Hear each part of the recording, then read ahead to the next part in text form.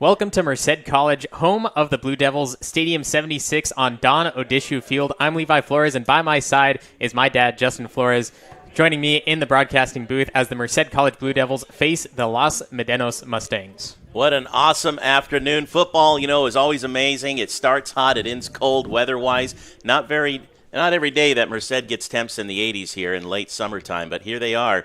And one of the teams tonight, by the end of 60 minutes of regulation, will have their first victory on the board. Both teams coming into the game at 0-1, taking a tough loss. Both teams lost not by 35 points, but they allowed 35 points on the defensive end. Merced had 19 points in the game, and Los Medanos had 12 points. So coming into it, very equal matchup. Yep, and they have been warming up. We've been watching them. Each team coming out wanting to have a balanced offense, and we'll see if they're going to be able to perform against the defense of each team. Looking forward to this one. Starting quarterback for Merced College, Ryan Kraft, coming from Bret Hart High School, just about an hour and 15 minutes away, an hour and 30.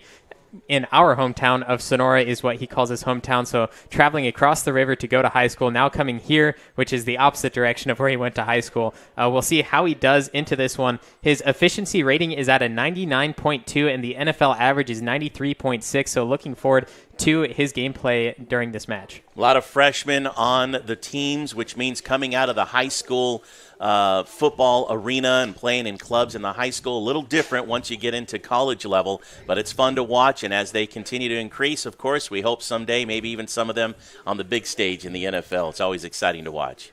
Unlike Merced, where they have players coming from all over the country, all different states, Florida, Hawaii, Nevada, Los Medanos has all California players besides Andre Martin coming from Shoreline, Washington. He's the only player not coming from a town in California. A lot of the players coming from Pittsburgh, Antioch, where, Los Medanos is located. Yeah, the Bay Area men.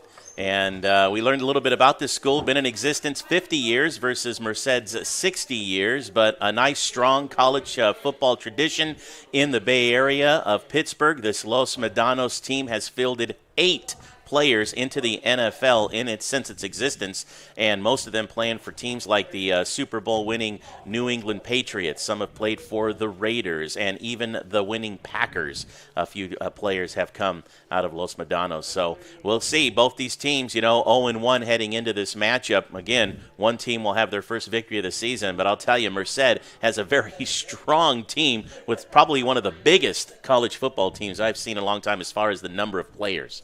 Absolutely, about 80 players for Merced, and looking at the size on the field, Los Medanos definitely has maybe half of that number that Merced College has. Similar style offenses. We'll see what the defensive ends do because they are absolutely different, but the similar style offense they may be able to play against. That's just up to the coach's knowledge and how the players are able to execute. But until then, a few minutes until kickoff, so stay tuned right here on NorCal Sports TV.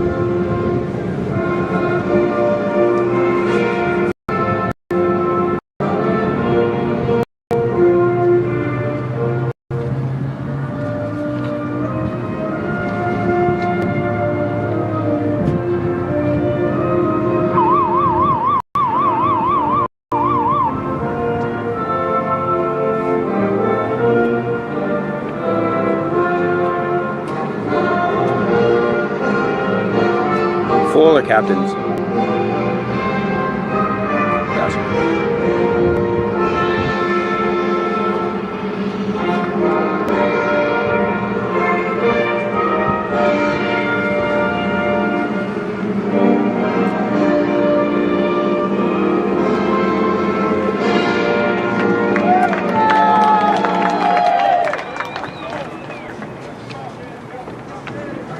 Thank you, ladies and gentlemen.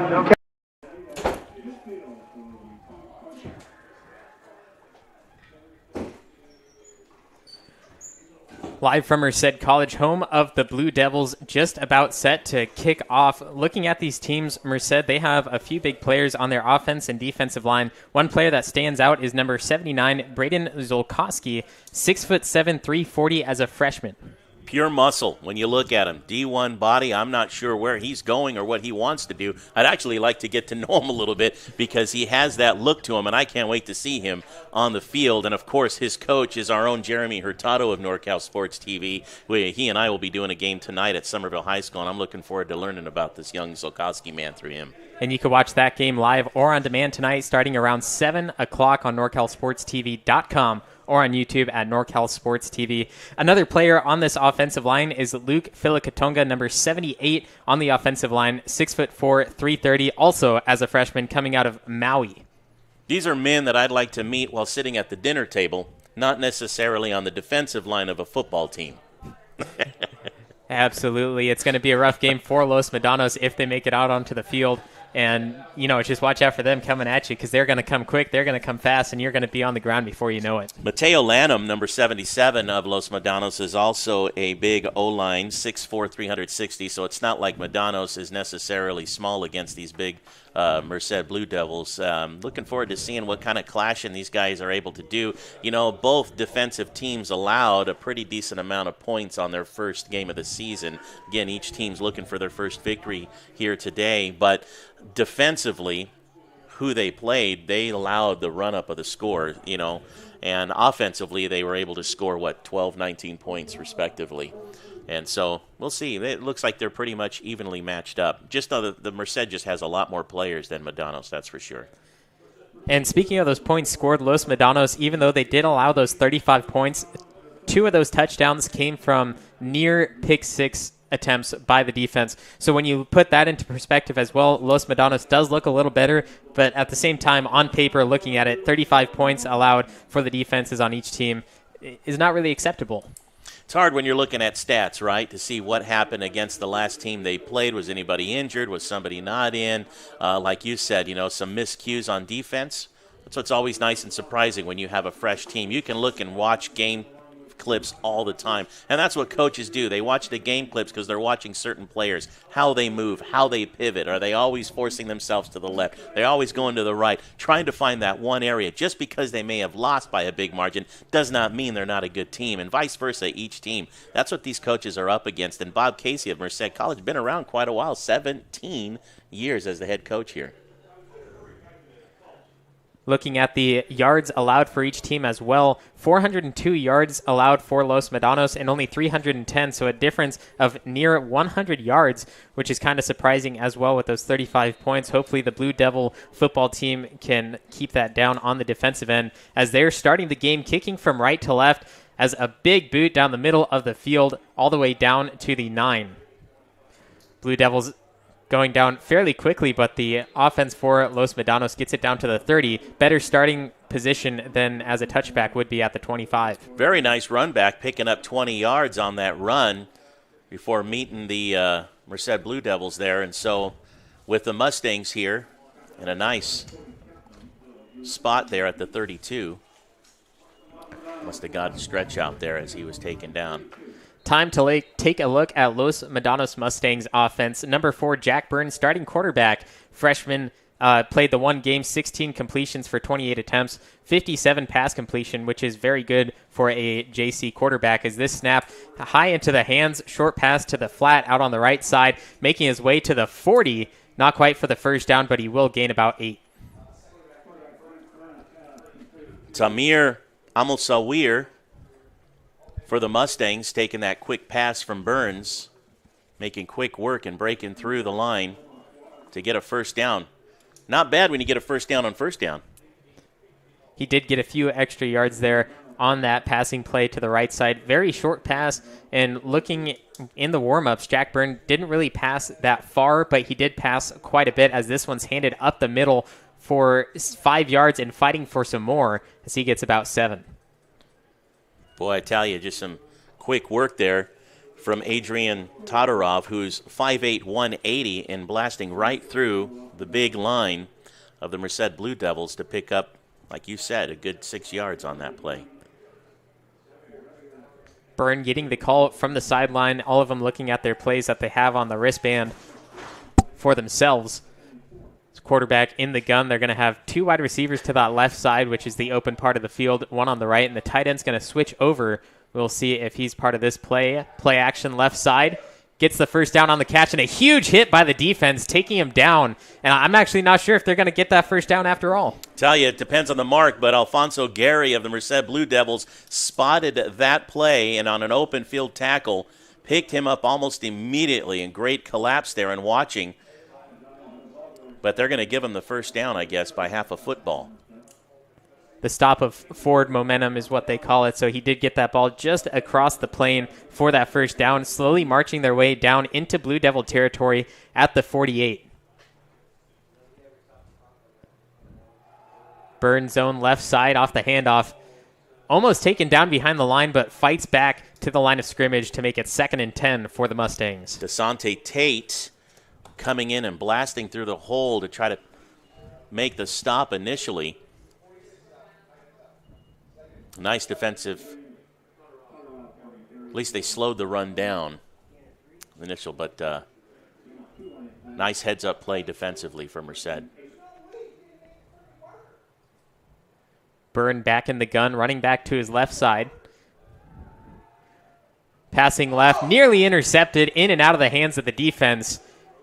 Not complete to make it 3rd and about 8 for the Mustangs, but a great defensive play by the Blue Devils. That's twice now for Alfonso Gary of the Blue Devil defense to play heads up and watch the field. He's watching Burns in his eyes as he's telegraphing where he's going to throw. And so Alfonso Gary already with 2 big defensive plays for Merced in this opening drive for Los Medanos. The Mustangs offense has yet to be in the same offensive lineup for each and every play. They switch it up every single time. The running back now to Burns' right side. They're going to have 2 receivers on the right, 1 to the left. Looking for a similar play, this time to the right. Short pass caught and taken down at the 45. Actually, he's going to stay on his feet. I'm not sure if that stop of forward momentum will get him back to the line of scrimmage or if they will take him down at the 50. And the side judges are going to say the stop of forward momentum, so he gets 2 yards on that reception from Byrne. You know, number 40 has been on a few stops quick, too. J.T. Elliott, one of the linebackers for Merced out of Turlock. So after a couple of big plays that moved them down 30, 40 yards or so, Medanos now will have to punt it away. Merced's defense finally waking up and picking up a few of their key players and making a couple of big defensive stops. Special teams out on the field. It looks like number 5, Zach Ellsworth, to kick for the Mustangs. Booted down, looking for that Coffin's corner as Hidalgo is there, stops it inside the 5, picks it up, and that's going to be a horrible starting position for Merced at their own 5. Thankfully, he was able to come back and pick that up, give the Blue Devils an opportunity, but boy, I'll tell you, the coaches may not be happy with him right now, Isaiah Hidalgo. That's a tough one. You know, you want to run it back, right? You get excited. You know, it's Saturday football. The sun's shining. It's a beautiful kick, and it was, like you said, right in the Coffer's corner.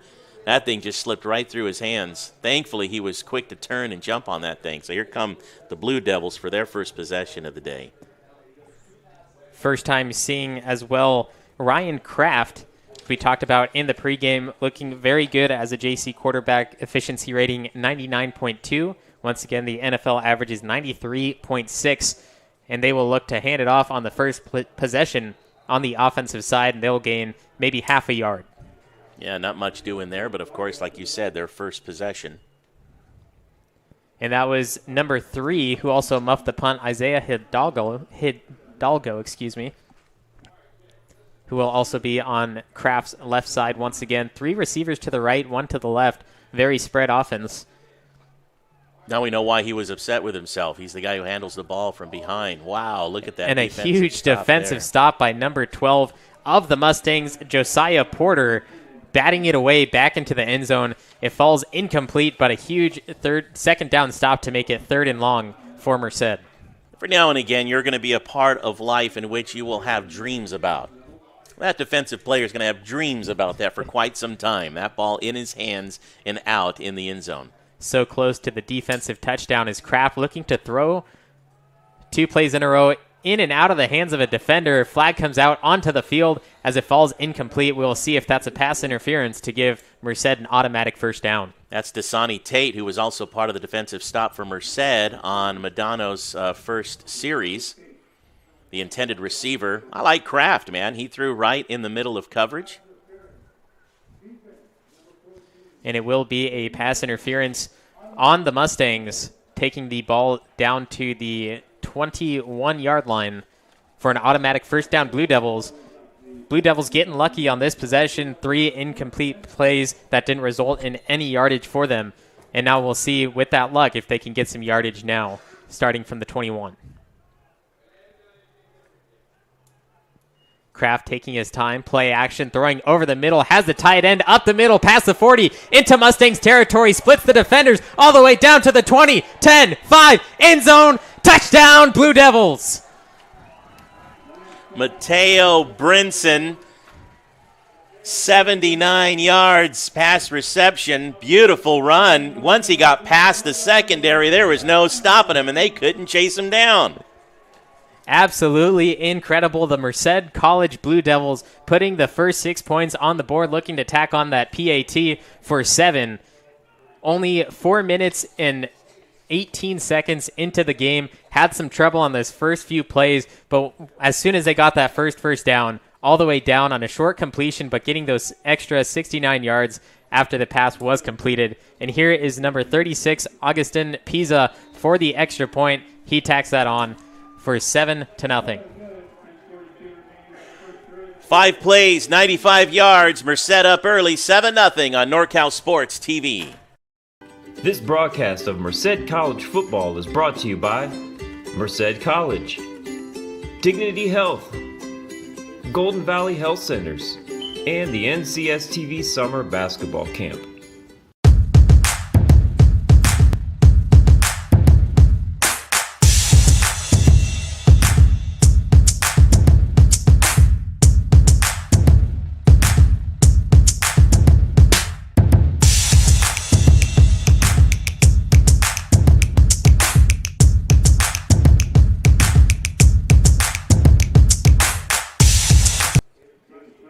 After the first offensive possession for the Merced College Blue Devils, 5 plays, 95 yards, now up 7-0, kicking off back down the field as they did a few minutes ago. Mustangs taking it straight up the middle, trying to find holes down to about the 35, and a huge hit by the Blue Devils special teams.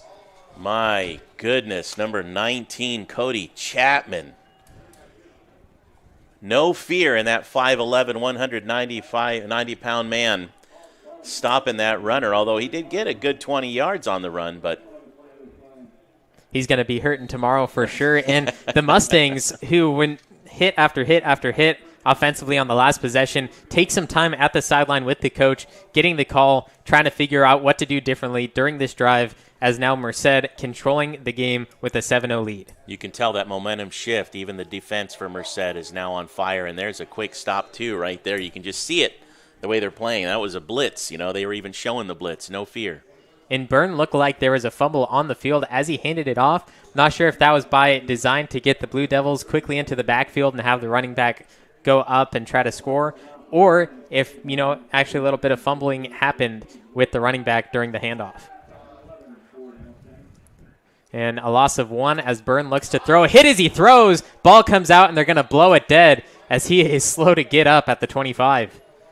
That Merced O-line and Coach Hurtado right now very pleased. The defensive line. I'm sorry, Hurtado's O-line, right? Yeah. O-line, I'm sorry. The defensive line. The defense has come out with a momentum swing and a fire in their belly after the offense picking up that first touchdown. And they've come out in a different defensive set than they did in the first series against Los Medanos here. Looking to stop that offense for the Mustangs, and the defensive line coached by Tom McFadden. He also handles the special teams. Great job by him showing up early in this first quarter. Pass left side, has the receiver a little bit to the receiver's left side though, so it falls incomplete to make it 4th and long at the 33. Forcing a quick 3-and-out, Merced's defensive line puts some serious pressure on Jake Byrne and the rest of the Los Medanos Mustangs to make quick work there defensively, and it seems like they've almost picked up on what the Medanos is throwing out there. And you can see Jeremy Hurtado and the offensive line getting ready to go out onto the field from the sideline. All those big offensive linemen looking to stop the Mustangs once again. Special teams back out on the field. Zach Ellsworth to punt. High arching. Hidalgo lets it drop at the 20, and this time I don't think he should have let that one drop as it takes a Mustang bounce inside the 10. Similar starting territory for the Blue Devils. They ran it 95 yards to score on their first opening series. Let's see if they can do that again. Only 5 minutes of game time has elapsed, and Merced now with their second possession. We'll see if they can march it downfield.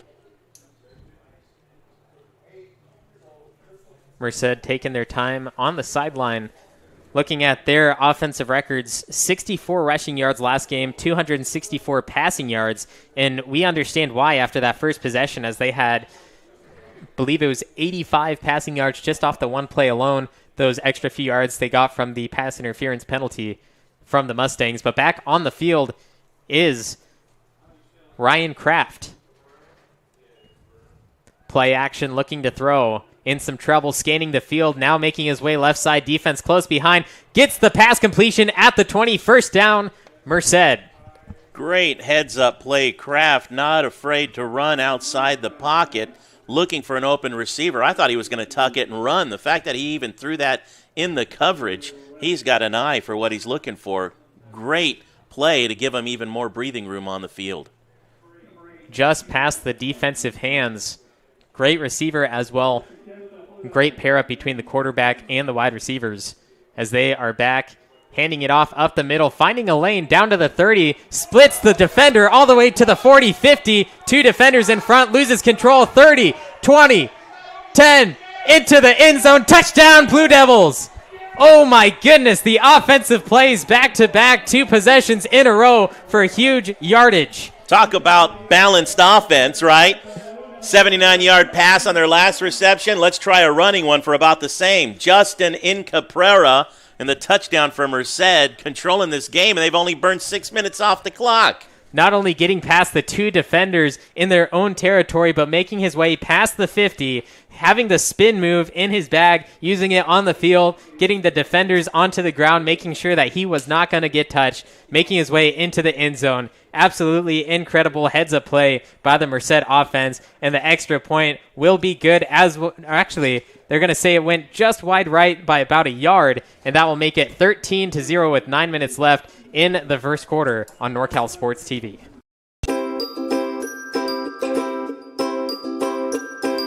How was camp for you, Blake? It was really fun. Yeah. What was your favorite part of NorCal Sports TV's summer basketball camp? The atmosphere. Just being out here, feeling close to nature. Like, I woke up in the morning from getting my award for the 6 a.m. practices. I woke up in the morning, I saw 3 deer just pass by. I got a video. It was really cool. And I love the atmosphere. I love the coaches. I love everybody here. Everybody's here to get better. Everybody's here to have fun. And, you know, I like the competitiveness as well. So.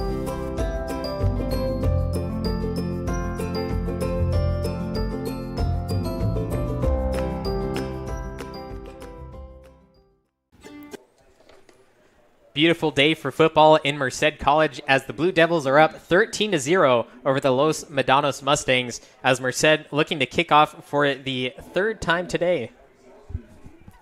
Short kick to the 30 and hit immediately at the 36, and it will be Mustang ball from there. Merced Blue Devils on their last possession, 2 plays. They had a 13-yard pass that got them to the 20 from the 7 and then an 80-yard run.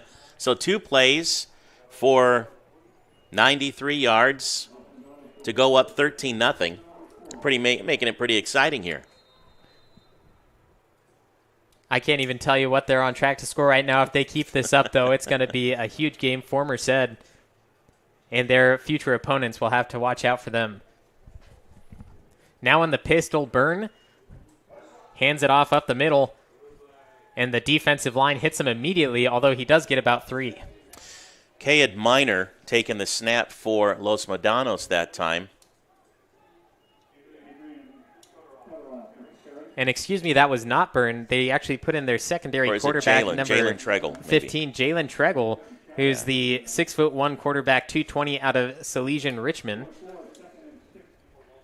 Salesian High School, that is. Zone left side for the Mustangs. Finds a hole, first down, and taken down after an extra few.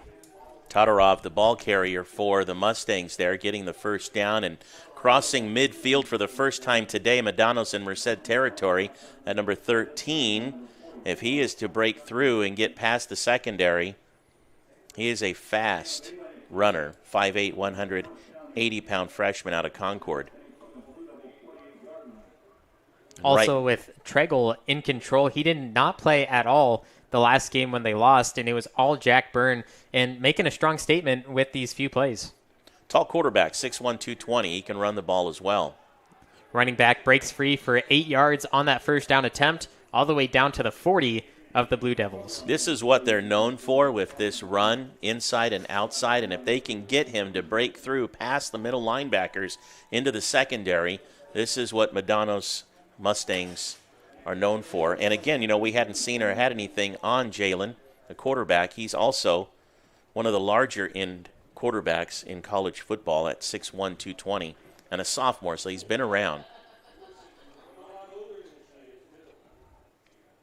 Tregle now in control with the pistol. One receiver to either side looking to throw, and the defense is there to stop him deep in the backfield to the original line of scrimmage 3 plays ago. And, of course, who is that? The left tackle, which is one of the most important positions when you look on a defense.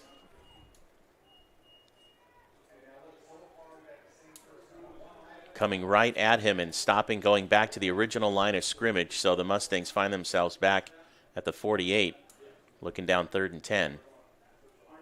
And that was a great heads-up play from Merced defense. And again, the defense, they're just going to have to take a look at a new quarterback who they hadn't seen, right? There hasn't been much film. They've each only played 1 game. So, this could be a game changer for the Mustangs themselves.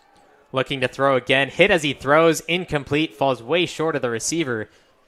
Oh, Brian Cruz, the intended receiver, probably thought, I didn't think that was coming to me. That throw was like a bullet off the arms of Tregle. And the defensive pass rush getting straight past the offensive line from the Mustangs in deep trouble, and that's why he threw it so fast. And good for him to get it on the ground instead of up in the air, because that could have easily been picked off, knowing that the defensive side for Merced has been doing what they're doing. 6-foot quarterback to a 6-foot receiver. Could be dangerous for Merced for the rest of the game. I mean, we've only burned off half a quarter here. High snap on the punt, kicks it from the 40 down to the 15, and Hidalgo gets a little hit as he lets it drop, and that will be Merced ball from the 15. The Mustangs hit Hidalgo a little bit when he was going to get the ball. I'm surprised there's not a flag on the field. Hidalgo, more than likely, should have probably been out of the way. I think he purposely put himself in that way there when he should have maybe been out of the way. He's kind of playing a little bit of chicken down there with the kickoffs, because had that ball touched him any little bit, could have been trouble. But, yeah, a little bit of tussling going on down there. I think Alfonso Hidalgo likes to play it around a little bit down there, but I'm not sure what the coaches think of that. But from a football standpoint, that ball hits the ground, get out of the way.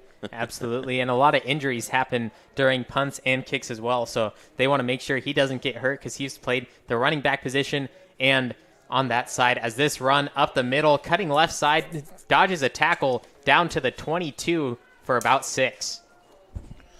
Got to wrap them up. You want to stop them. I'll tell you, we've already seen Justin and Caprera once run it for 80 yards for a touchdown. He's not going to stop his legs unless you're going to wrap him up and stop him for him. And that first tackle stop, grabbing a foot, is not going to do it. Young man out of Los Banos. Here they are once again, 3 receivers right side. That big tight end, not quite in the tight end slot, but in a wide receiver position. He's the one that scored last time as they handed up left side once again, taken down this time immediately for a gain of 2. An extra 10 yards on that man, or 3 yards for a total of 10 now on Justin's stats. And so he's already ran for 90 yards and has only touched the ball 3 times today. Referees trying to see if they're going to move the chains for the first down. Still waiting on the sidelines, and there they are, moving the chains. First down for Merced from the 26 in striking territory based on the previous 2 plays. 2 possessions, that is. Kraft throws right side, looking for a screen play, hit in the backfield for a loss of 3. That's one of the only plays that Merced has done that resulted in a loss of yards. Yeah, we're waiting for that one. Substitution for Merced, number 85, coming into the game, Daniel Rowlett, the 6-foot tight end sophomore out of Gustine. He will take the place of Michael Dinkins. from the right hash mark. 2 receivers on either side. Play action, looking to throw deep down the field. Right side has the receiver up over the shoulder, incomplete, but had a hand on it as it falls incomplete. Ezra Morales, that ball right through his hands.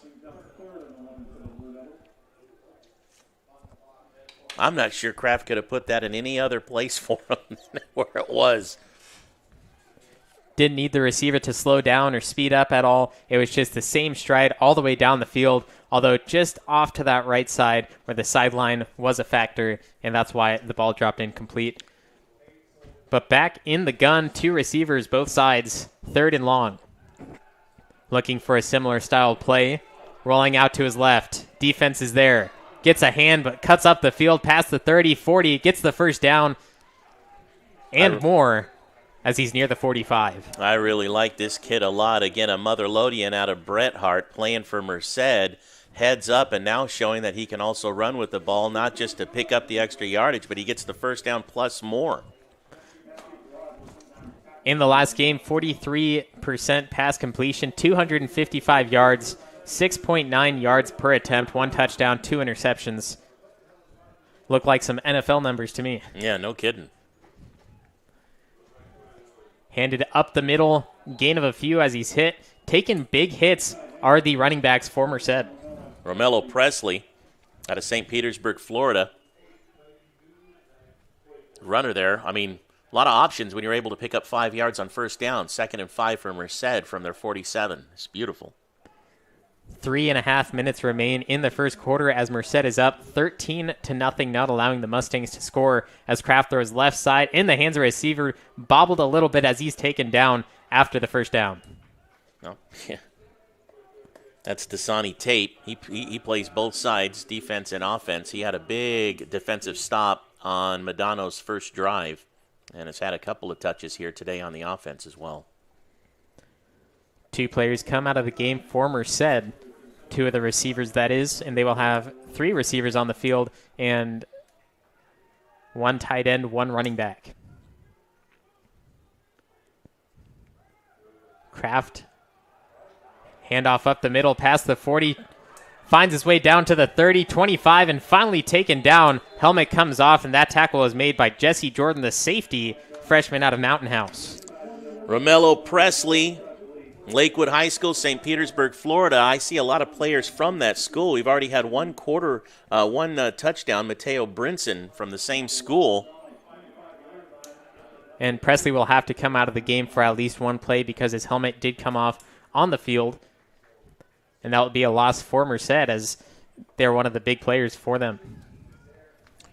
Merced now 7 plays deep starting from their 15, eating the clock, picking up huge yards. Play action, rolling right side, throws it into the end zone, up and over the head of the receiver, not there for it as it sails out of bounds back to the end zone, and that is Dominic Malari, number 89 for Merced. Man, he had him wide open, splitting the back end.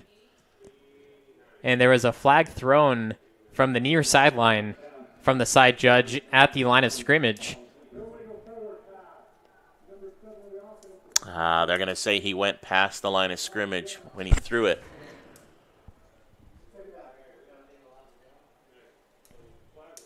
Illegal forward pass. Line of scrimmage was at the 25. That's going to be a loss of 5 to make it 2nd and 15 from the 30. With 2 minutes, 27 seconds left in the first quarter. A few hiccups here and there for Merced, but ultimately leading the charge, taking the lead on their home field. Heads-up plays for Kraft, too. Take a look at him here as he looks. Oh, a shovel pass attempt incomplete. Man, is there anything he can't do? But, man, that was a great heads-up play there as well. Justin Incomprera, the intended receiver there. I think he wasn't expecting that. And Benny Valdez there on the stop for the defense, playing it out, not hearing a whistle, so hitting the player that was the intended receiver. It's a great defensive job. He played till the whistle. Kraft back in the gun, 2 receivers on either side. The last time they were in this, they took a shot at the end zone. Left side has a receiver caught and down at the 24 of the Mustangs.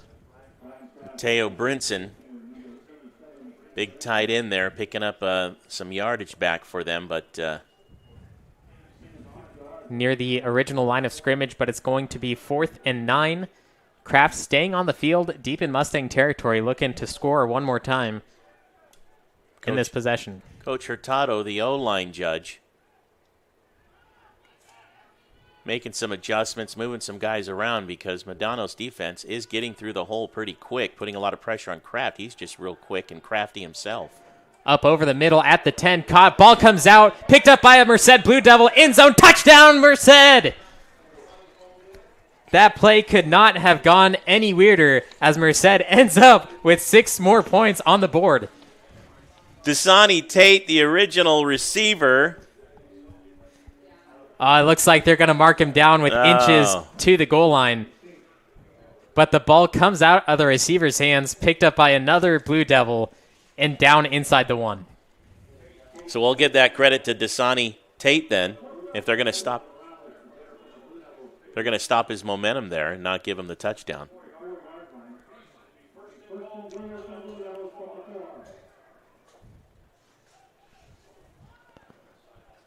So from the 4, Kraft will be in the gun. 1 receiver to either side and a running back to his right. Double tight ends as well. Plenty of offensive line coverage as he hands it up off the middle. And the defense is there to quickly meet him at the 6. Yeah, the Mustang defensive line has been finding their way through. They've been putting pressure on Kraft. He is just very agile. He's a heads-up quarterback. He has no problems staying in the pocket as long as he can, taking a look. But when he scrambles, he's also looking upfield for his players. But these inside run games, the one thing is Mustangs are able to stop them. Play action, Kraft rolling right. Deep pass in the hands of a receiver, and they're going to say he got 2 feet in, so touchdown, Merced. Dasani Tate gets what he didn't get a few plays ago, the touchdown. Absolutely incredible for Merced. I'm not sure where Kraft was looking. There was 2 receivers there for him, and it was in and out of the hands of the first one into the back of the end zone. Either way, Merced gets 6 more points, and going back to a few plays ago, they had the receiver. It was caught inside the 5. He got hit by the defense. The ball came out, but they said they had to stop a forward momentum there, even though the ball did come out, and resulting once again in a Merced touchdown and the extra point to make it 20-0. Merced up with less than a minute left in the first quarter on NorCal Sports TV.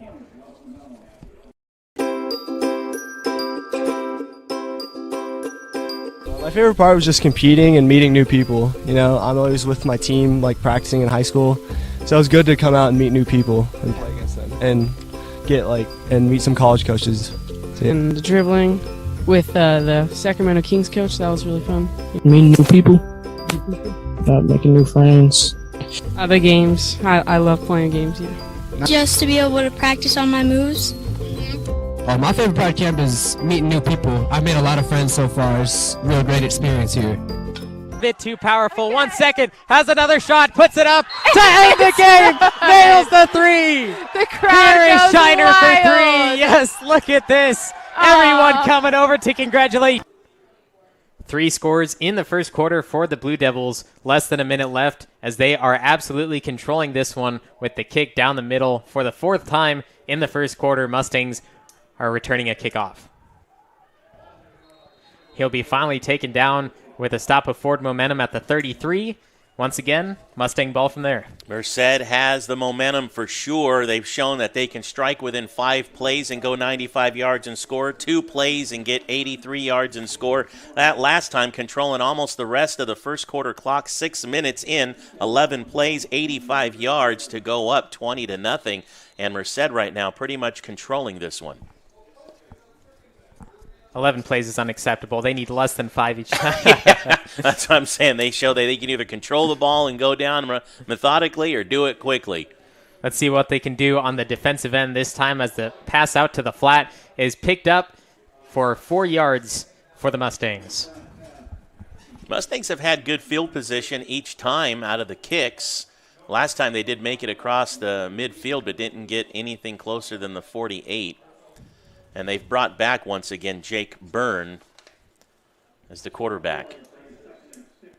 He will be in the pistol formation, trips to the right side, handed up the middle, and stopped at the line of scrimmage once again. Trying to expose the Merced defensive line, but that time collapsing on him. And right now, again, Merced with the momentum, keeping an eye on things. 3rd down and 5 for Medanos. Talked earlier about Medanos being known for that rushing offense. Although last game they only had 130 rushing yards, 269 passing yards, and Merced stopping them to that once again as we end the first quarter. Merced up 20-0, second quarter just about underway on NorCal Sports TV. This broadcast of Merced College football is brought to you by Merced College, Dignity Health, Golden Valley Health Centers, and the NCS TV Summer Basketball Camp.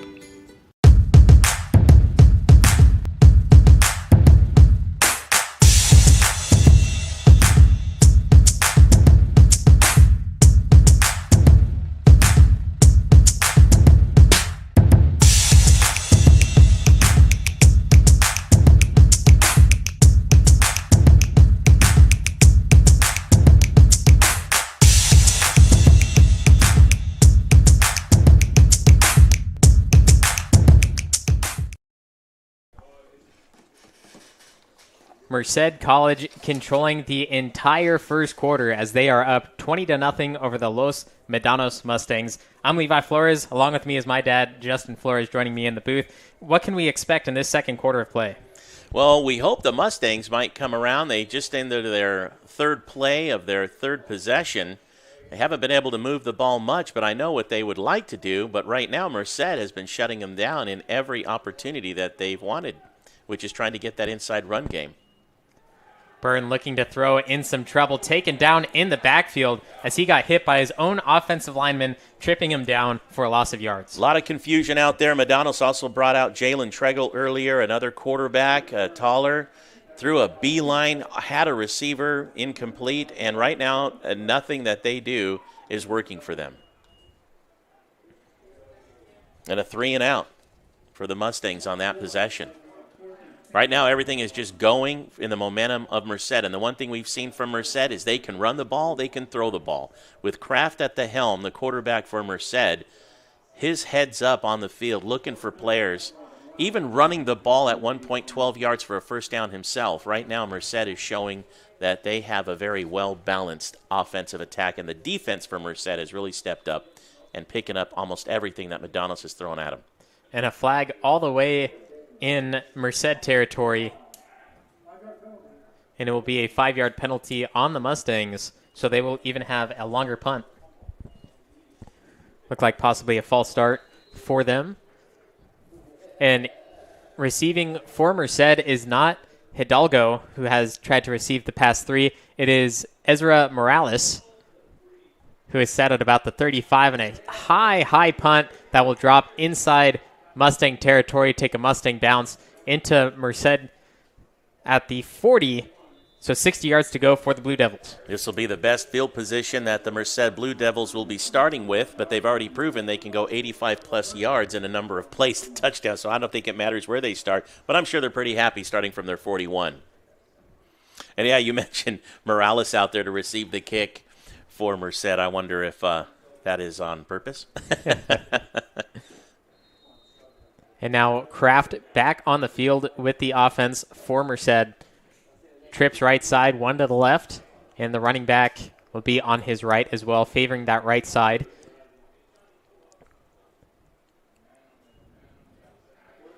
Play action. Quarterback keeper to the right side, trying to fight his way past the defense, and gets 10 yards on the play as a quarterback running up. I'm telling you, I mean, obviously that play was designed for Kraft to hold on to it because from the get-go on the fake handoff, he tucked it and was running it. There was absolutely no other option for him that time to run. Not quite a first down, but gets the short pass to Morales right side, trying to split the defenders, but taken down after the first down and an extra 10 yards. So 3 plays deep, nearly 20-plus yards for Merced, and this is their life today. Merced hitting hard on this possession. Play after play after play. No huddle. Just looking at the coach, calling out the play. 2 receivers either side. Kraft back in the gun. Defense still moving around, trying to figure out what they're going to do. Levi, they've gone 21 yards in 3 plays. I mean, they just have options. Anything they're throwing at them right now offensively is working. And an extra 5 yards on that run as well. I mean, that's going to give them now the room to run just about anything. Presley there. I mean, we've had multiple players. It's not just one player, multiple players. That's why I think maybe even Hidalgo wasn't there on the kickoff. Let's see what Morales can do. You know, it may not be necessarily a discipline thing. We just might start seeing players getting the ball. Merced right now, anytime offensively has the ball, they're able to move it. I mean, 2nd down and 6 gives them all kinds of fun options to run here. Looking to throw left side. Receives the pass at the 25, splitting the defenders down almost to the 20. High red zone for Merced. Michael Dinkins from LeGrand, 5'10". I mean, that's the first time we've seen him touch the ball. He's got hands and can get it. And, of course, now being replaced by Dasani Tate, who got the touchdown on the last series. He also, early on in Los Medanos' first series, because they started the game with the ball, he was one of the big defenders that got the stop for Merced. Kraft trying to use the hard count on the defense, trying to get him jump offsides. Kraft waves off his running back to the right. Play action, pass over the middle, in and out of the hands, falls incomplete. And that is number 85, Daniel Roulette, who we've seen a few passes to him before, although that time he had to jump for it, outstretched arms, and the ball falls out. I love those passes to tight ends. Tight ends are some of my favorites. Gronkowski, right? You know, you watch Gronkowski. I don't know what it is about tight ends. They can do just about everything. They can block. They can catch the passes. And there's just so much fun watching tight end players. And unfortunately that time, like you said, just outstretched hands couldn't get to it. You definitely don't want to be in front of one of those tight ends because right. they will hit you hard as this pass is complete on the right side. Multiple flags on the field as Kraft slow to get up at the 30 as he was hit as he threw it. And Romello Presley, the receiver again, out of St. Petersburg, Florida. Coast to coast from Florida to California. Florida representing here today. 7 plays in. They're going to call a push in the back on Merced, which will move the ball back. Looks like they're going to place it about the 27. To 5-yard variety. So it's going to be 2nd and 15 for Merced. Deep into Mustang territory.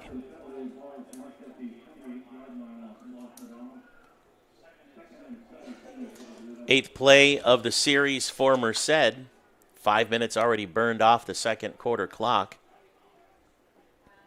Kraft a little dish up the middle, and the defense is there to stop him. Only 4 defensive linemen for the Mustangs, and one of them is there to stop the play. Second time we've seen that little shovel pass. It surprised me the first time. It surprised me again. I'm just not prepared for it. I mean, is there anything that we haven't seen from Merced from an offense that can be done? I don't think we should tempt him, but I mean, from shovel passes, quarterback keepers, scrambling out of the box, finding the open receiver downfield. So far, so good. I like what I'm seeing from Merced.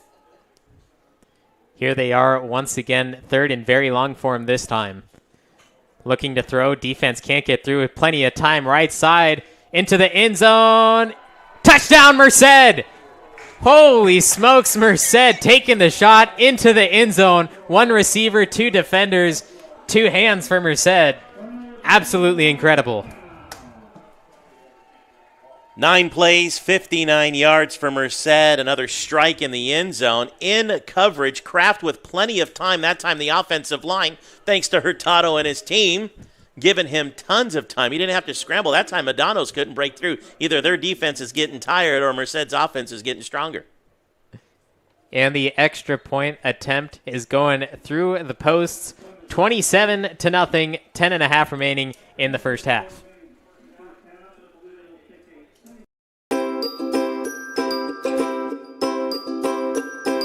How was camp for you, Blake? It was really fun. Yeah. What was your favorite part of NorCal Sports TV's summer basketball camp? The atmosphere. Just being out here, feeling close to nature. Like, I woke up in the morning from getting my award for the 6 a.m. practices. I woke up in the morning, I saw 3 deer just pass by. I got a video. It was really cool. And I love the atmosphere. I love the coaches. I love everybody here. Everybody's here to get better. Everybody's here to have fun. And, you know, I like the competitiveness as well. So.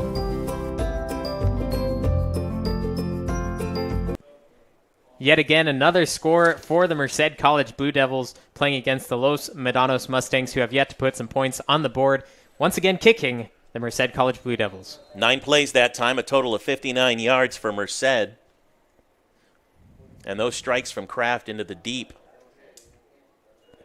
Mustangs taking it back from the 10. Splitting that left side, getting taken down at about the 25. Decent yardage for them on the starting drive. Yeah, the one thing that the Medanos Mustangs does do on the kickoff returns is they've been getting a good 10, 15 yards on every kick return.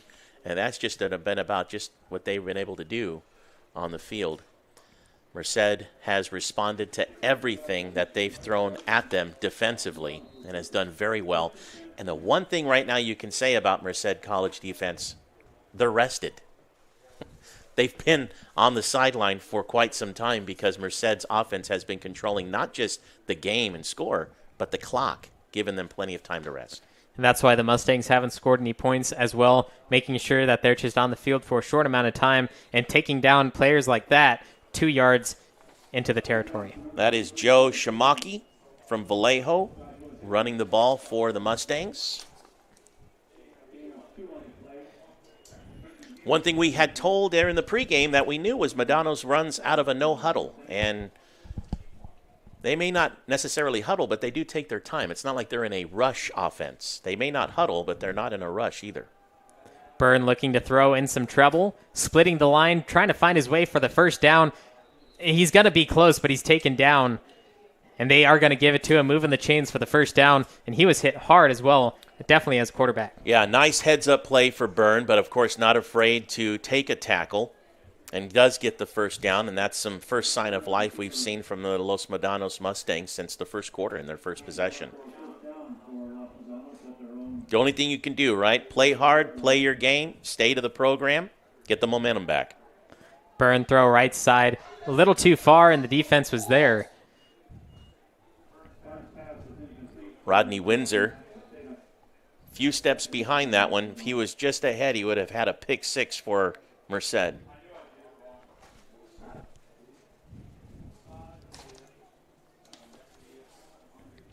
Burns may not be a long thrower, but the short throws he can beeline, as we saw that one time, just threw just a little outside the stretched hands of his receiver.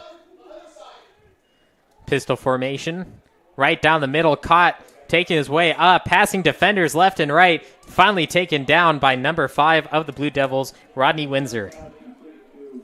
That'll move the chains for the Mustangs into Merced territory, looking good on this drive.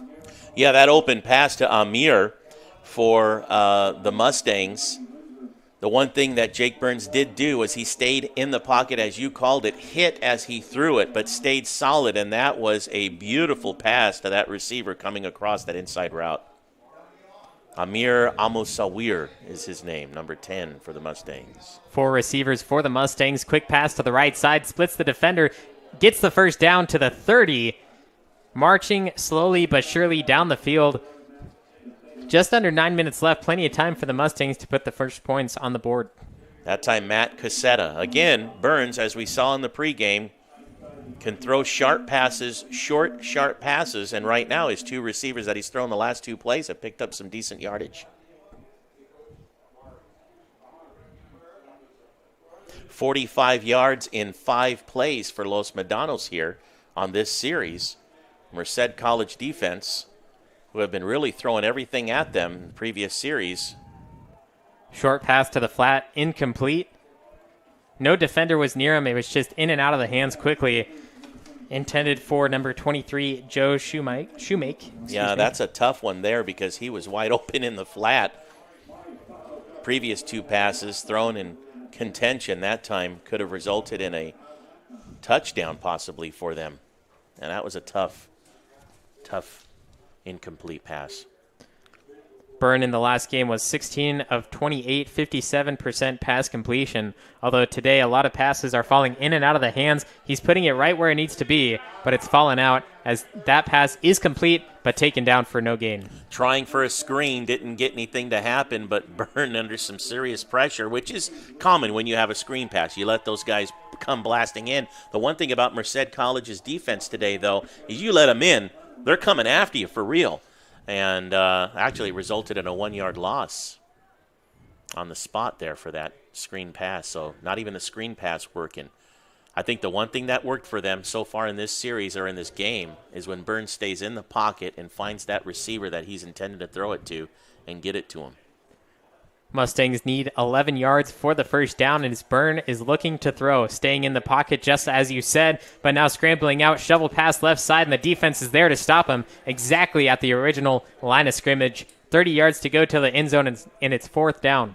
Todorov there on the shovel pass, getting that from Byrne. You see when he's in there in a little bit of trouble, I mean, obviously, staying in the pocket, staying heads up, he couldn't find anybody he wanted, but he did get the pass off to somebody to try to make something happen. And it looks like they're going to go for it. Don't have a kicker with that strength, or they just want to try to get 6 points on the board, maybe also a hard count. Although with that, they would only get 5 yards, so it'd be 4th and 5 at the 25. But we'll see what they do here as Byrne is in the gun with 2 receivers on both sides. They're in that place of the field where either way it's going to work. Short pass over the middle, gets the first down. Right sideline, inside the 10, making his way past the defender, inside the 5, and the Mustangs are in striking distance now. Play calling by the coach worked for him. Kwatama Masakoi. Pass receiver there, and that time's Byrne staying with it, staying in there, even on a low snap, nearly fumbled on the snap. Heads up play, and Los Medanos coming up. Byrne still in the gun while they are inside the 10. A lot of the times you want to just hand it up the middle off an I formation, but looking to throw as he gets hit as he throws, and too much power on it. Byrne gets up quickly, luckily for the Mustangs. Brian Cruz, the intended receiver. I like Byrne, though. He's staying in there, trying to get the momentum to at least swing around, do something here, to put something on the board. And the coach is play calling right now. He's working for him in the Merced defense, who had switched from the first series, kind of throwing everything they got at him on the line, still putting the pressure, but right now Los Medanos is finding the open man. The Mustangs are going to put 3 receivers on the short side of the field, 1 to the large side. Man in motion right to left. Thrown short of the end zone, caught, fighting his way through. Oh, I thought he got across the plane, but they're going to say no. Shy just inside the goal line there. Wow. Another strike from Byrne, though, for the intended receiver. It's working for him. Third and goal, but 1 yard to the goal line. Mustangs are having some confusion as Byrne is still in the gun. He will have 1 running back to his right and a tailback behind him. What do you think? Fullback dive here? Oh. And taken down, a 2-yard loss as the ball was snapped high to Byrne. That, I haven't seen a snap with as much hang time as a punt like that in a long time. That thing just hung in the air, and an incredible defensive stop by Merced. 1 more of those, and they're going to stop what little momentum Medanos has been working on as they march down nearly 75 yards in about 13 plays just to get to this point. And they're going to go for it, too. There's no opportunity for a field goal as Byrne back in the gun. 2 receivers on either side running back to his left. Los Medanos looking for their first points.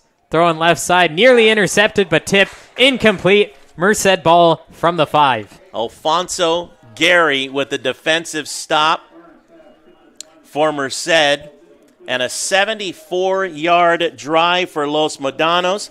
74 yards on 15 plays. They'll come up short, and Merced College Blue Devils, nursing a 27-0 lead, has a chance to increase it. The Mustangs put him in this position at the 4-yard line, hoping that they could maybe get a safety or get the ball back in better territory. But at the same time, the Blue Devils have been in this position twice before.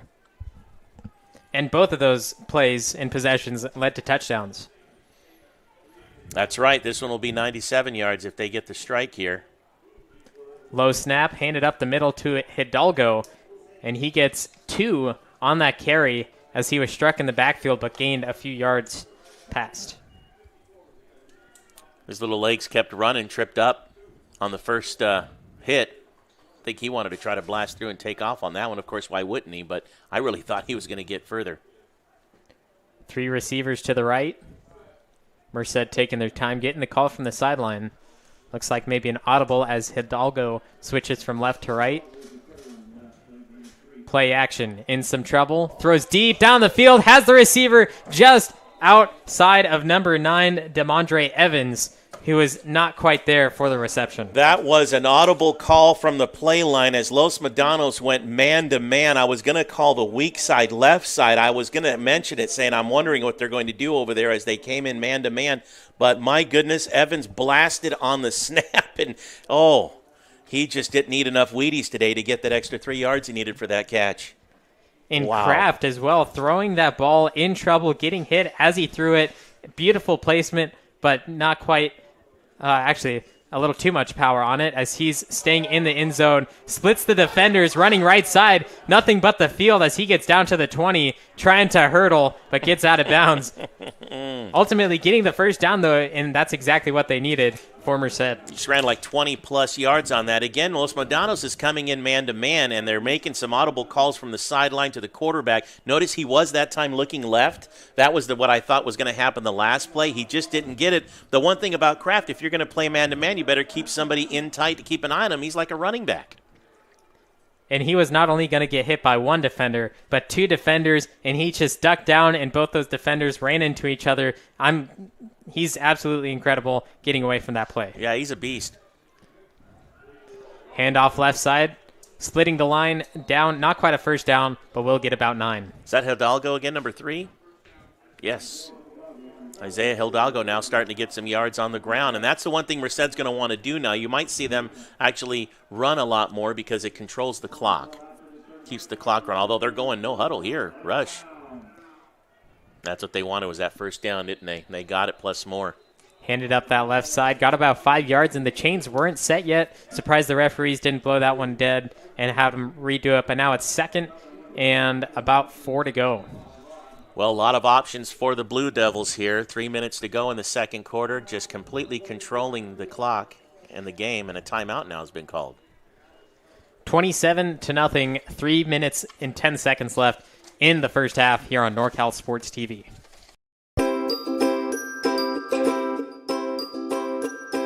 My favorite part was just competing and meeting new people. You know, I'm always with my team, like practicing in high school, so it was good to come out and meet new people and play against them and and meet some college coaches. And the dribbling with the Sacramento Kings coach, that was really fun. Meeting new people, making new friends. The games, I love playing games, yeah. Just to be able to practice on my moves. My favorite part of camp is meeting new people. I've made a lot of friends so far. It's a real great experience here. Bit too powerful. 1 second, has another shot, puts it up to end the game. Nails the 3. The crowd is shining. Merced back on the field after the timeout. Kraft looking to throw, staying in that pocket. Beautiful offensive line, giving him the time. Nearly intercepted, and it is one-handed interception at the 15 as that one comes up short for Merced, turning it back over to the Mustangs. Just a little shy for the receiver, intended Demondre Evans. Just didn't quite have the arm behind it. But how often do you see a quarterback acting like he's going to cross the street, looking left, right, and then left again? Kraft had so much time in there, and chucking that one downfield just didn't have the juice to get it beyond the secondary. Great, by the way, defensive play for Medanos to stay with it. That player who caught it falling backwards and being able to keep control of it. I haven't seen a quarterback that's able to look at so many intended receivers, almost like a A, B, C, eeny, meeny. I'll throw it to Evans. Let's try that one. 28 seconds off the clock on that previous play. It was 3:10 coming out of the timeout, and now it's 2:42 Mustangs ball. Let's see if this momentum from the defense switches to the offense as the secondary quarterback taken down in the backfield. That is number 15, Jalen Tregle, back on the field for the Mustangs. Well, the one thing that we haven't seen yet is any kind of slow-up for the Merced defense since the very first series of the Medanos Mustangs. Once they shifted and changed their defensive front, it has been working very well for Merced. But now they've moved the guys back and a four-man front. Pass over the middle, incomplete. Intended for number 7, Brian Cruz, who we told is one of the key players for the Mustangs. 6 foot, 180 wide receiver freshman from Concord. Not able to handle that one. And if I'm not mistaken, the last time Tregle was out, he tried to pass to that same player, almost an identical play, threw it so hard, it just wasn't ready for it. Mustangs getting the play call from the sideline, although they do that no-huddle offense. They get the play anyway from the sideline. They just don't huddle up. As once again, Tregle taken down in the backfield at the 5. 4th and very long for the Mustangs. Four-man defensive front blasting through the offensive line. Joshua Hickman from Golden Valley High School here in Merced, playing for his hometown college, gets the stop. And now 3 and out just like that. Looks like another timeout is called on the field, but 27-0, just under 2 minutes left in the first half. The Mustangs, they had that one drive all the way down the field inside the 5, but weren't able to complete for a touchdown and getting any points on the board. And it wasn't that the Merced defense fell apart and let just plays go. It was just that the Mustangs, they had a few great plays and got the ball all the way down the field. They definitely began to have a little momentum. They began to make certain plays. It was obviously their bread and butter plays on the short passes. Fortunately, couldn't commit and complete it into the end zone. Merced was able to stop them. And now here, out of nowhere, they go 3 and out and lose almost 10 yards from where they began after the interception that got them the ball. Merced Blue Devil defense might be a factor in this one as the punter does not have much room to work with. But look at the coaching staff. Coach Penasco, Borba, Souza, McFadden. They have 8 different coaches, Solis, Cook, Severo, and Hurtado, all doing a great job in this one. Although they did lose that first game, they said we have to change this, this, and this, and they certainly did that coming into this one. They've done their homework for sure, and this is going to put Merced in Mustang territory here. Defense came in fast, but not quite fast enough, as this one is actually going to be returned, gets a few yards into the deep red zone of Mustang territory. That was Ezra Morales, not Isaiah Hidalgo, who we saw a lot earlier. When you get a punt and you're on the run already, look out. 10-plus yards. Here comes Merced now. Best field position of the day inside the 30, Mustang territory. I wouldn't be surprised as Kraft comes out onto the field if they take a shot straight into the end zone. As it's 1st and 10 starting at the 27, you have to take a shot at this point. 2 receivers to either side, and Hidalgo comes onto the field on Kraft's right. Looking to throw down the middle. Had the big tight end, once again, number 87, as it falls incomplete. Mateo Brinson was the intended receiver, the 6'5", 235-pound sophomore. Really surprised he didn't get that one. That was thrown right in the bread basket there. Just bouncing right off his pads. Didn't quite look into the end zone, but did look for 10, 15 yards on that one. Looks like they'll have an empty backfield as Kraft will be in the gun. 3 receivers right side, 2 to the left. I'm thinking he's going to run it. No, I'm teasing. That one tipped and fell incomplete.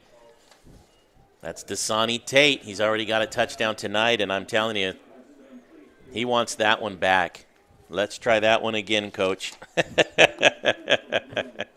And they are going to have the similar formation as Hidalgo makes his way to Kraft's side. as it's 3rd and 10. Maybe looking just for a few yards or maybe for that first down. This has been just a couple of offensive miscues for this series for Merced. Interception their last series, but a long ball thrown caught in the secondary interception for Medanos. But this series, it's just been a couple of incomplete pass cues. Flag on the play. Kraft rolling right side, looking for a receiver. Throws sideline, incomplete. But we will see if that flag has anything to do with the defense of the Mustangs to give the Merced College Blue Devils a few yards or hurt the Devils in total.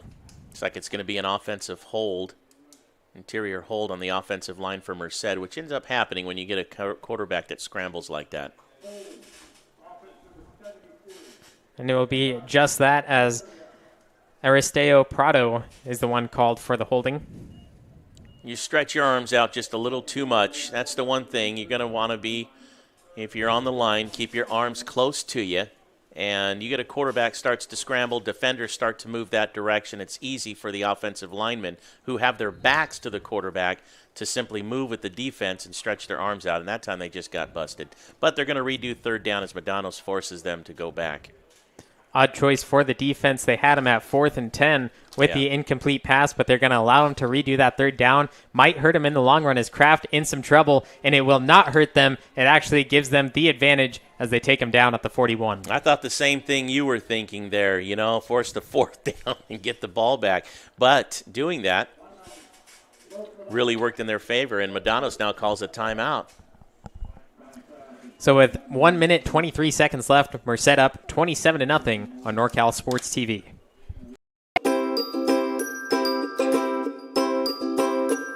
What's your favorite part of this camp so far? My favorite part is meeting new people, such as teammates and old friends that came earlier.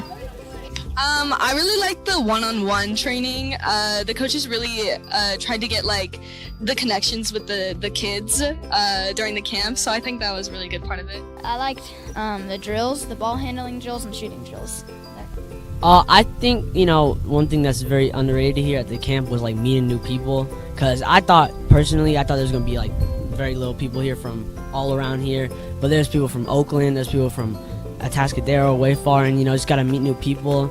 I really liked it. I was enjoying it. It was fun.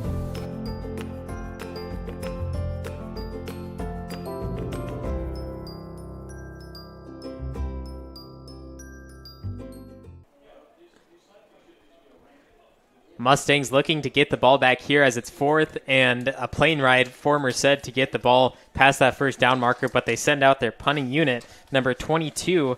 First time we've seen him today, it's Dasani Tate.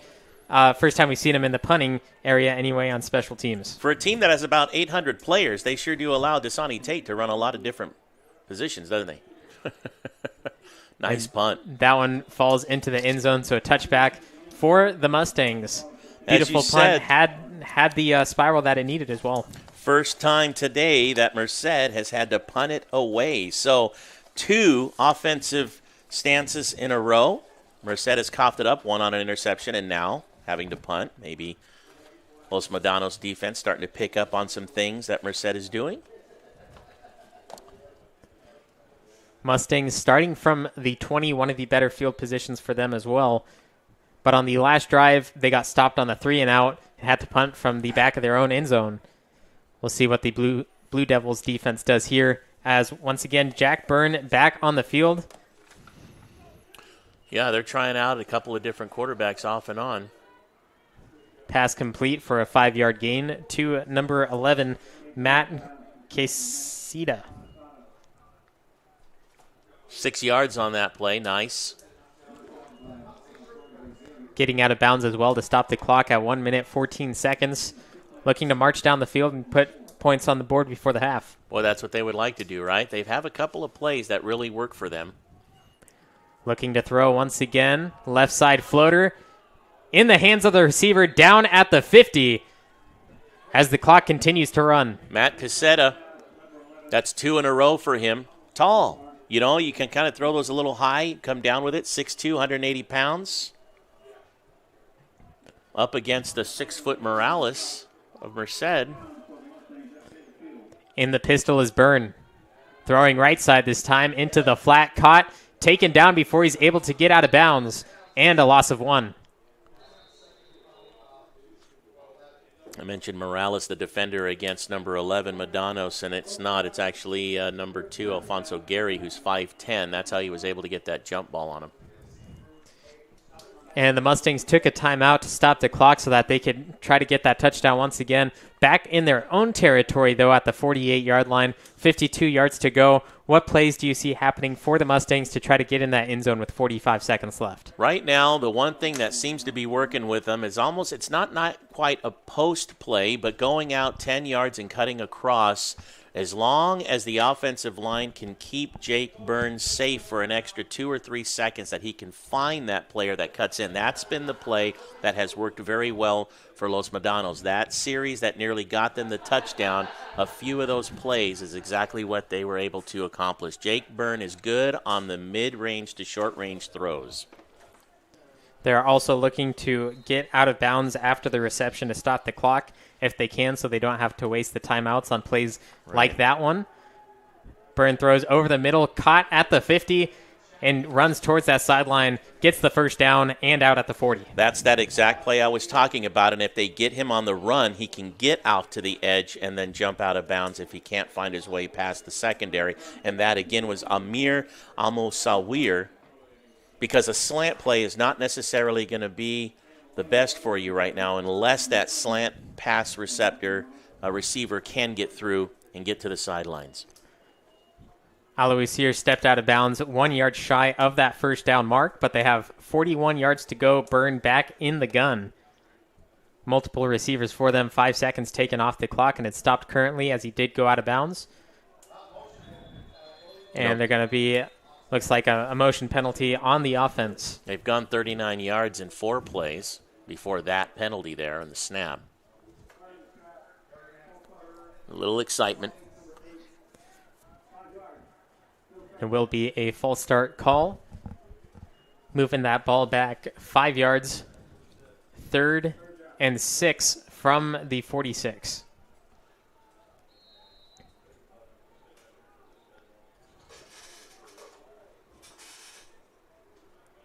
Yeah, you're right. They don't huddle, but they also don't rush. They're not in a hurry. Burns scrambling out. Stops just short of the line of scrimmage. Goes for a pass. Falls incomplete as he had 2 receivers, but 2 defenders were there to make sure that no receiver was going to get it. Yeah, good defense there for Merced. Just keeping an eye out, watching the ball. Alfonso Gary. Also the secondary coming over to assist him. The intended receiver had his hand out pushing against Merced. I'm surprised they didn't give him a warning for that. 4th and 6 now. All the Mustangs need is that first down, trying to get out of bounds to stop the clock.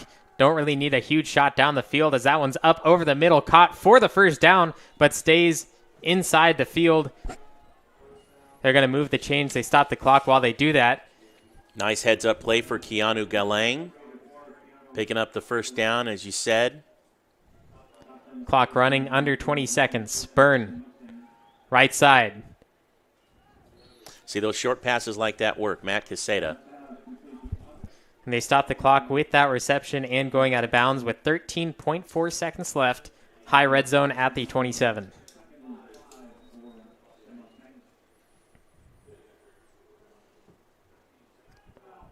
Blue Devil coming off the field.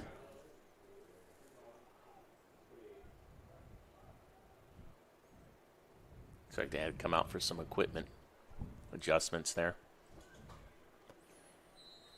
Gives the Mustangs a little bit of extra time, even though the clock was stopped. They get to talk to the sidelines as Burn throws left side into the flat, in and out of the hands, intercepted by the Blue Devils. Number 2, Alfonso Gary, once again with the stop, stopping the possession for the Mustangs with 8 seconds left. Each team now with an interception. That one couldn't have come at a better time. I don't think Merced will try to march down the field with the 8 seconds, take a shot at all. In football, you're never too sure. With the interceptions, you can run it back for the pick 6. Very rare, but it still could happen. If I was Merced, I would just take a knee and let it go to the half. The era of Madden football on video game systems has offered us plenty of opportunities to just go for it anyway. But, when you're playing the game, it's probably best not to.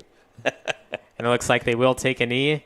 It's exactly what they do, and the clock winds down 27-0. Blue Devils up at the end of the first half here on NorCal Sports TV.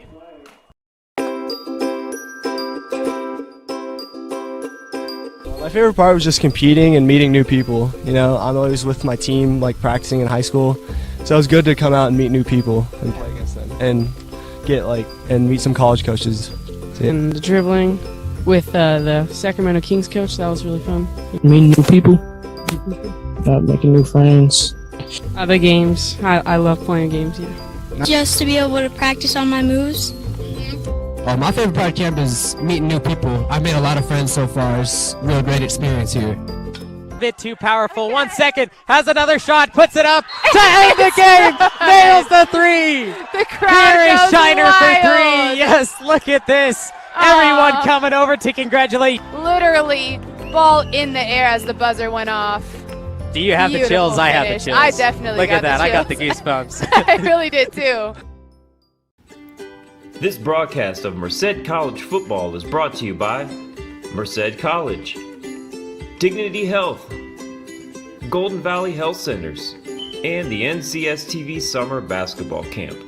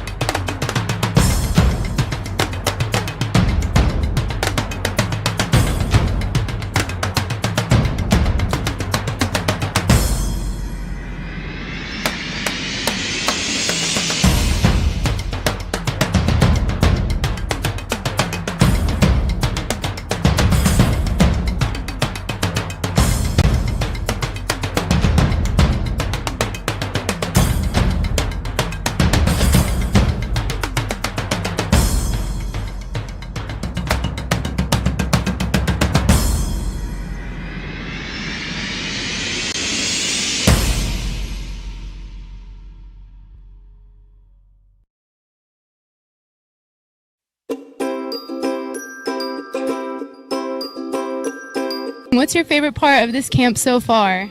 My favorite part is meeting new people, such as teammates and old friends that came earlier. I really like the one-on-one training. The coaches really tried to get the connections with the kids during the camp, so I think that was a really good part of it. I liked the drills, the ball handling drills and shooting drills. I think, one thing that's very underrated here at the camp was meeting new people, because I thought there was going to be very little people here from all around here, but there's people from Oakland, there's people from Atascadero, way far, and just got to meet new people. I really liked it. I was enjoying it. It was really fun.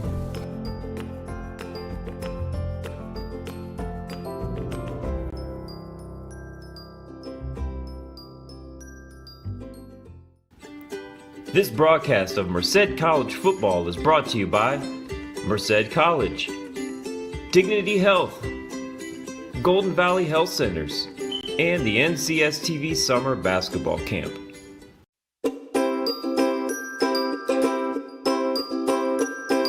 How was camp for you, Blake? It was really fun. Yeah. What was your favorite part of NorCal Sports TV's summer basketball camp? The atmosphere. Just being out here, feeling close to nature. I woke up in the morning from getting my award for the 6 a.m. practices. I woke up in the morning, I saw 3 deer just pass by. I got a video. It was really cool. And I love the atmosphere. I love the coaches. I love everybody here. Everybody's here to get better. Everybody's here to have fun. And, I like the competitiveness as well. So.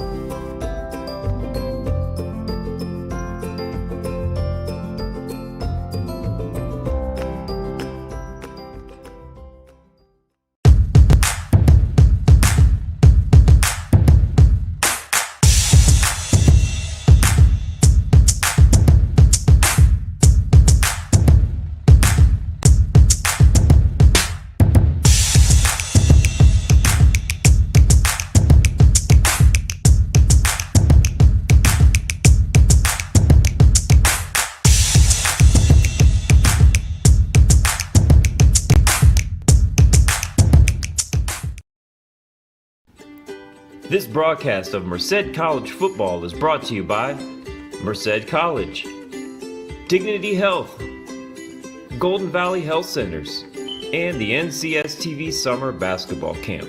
85.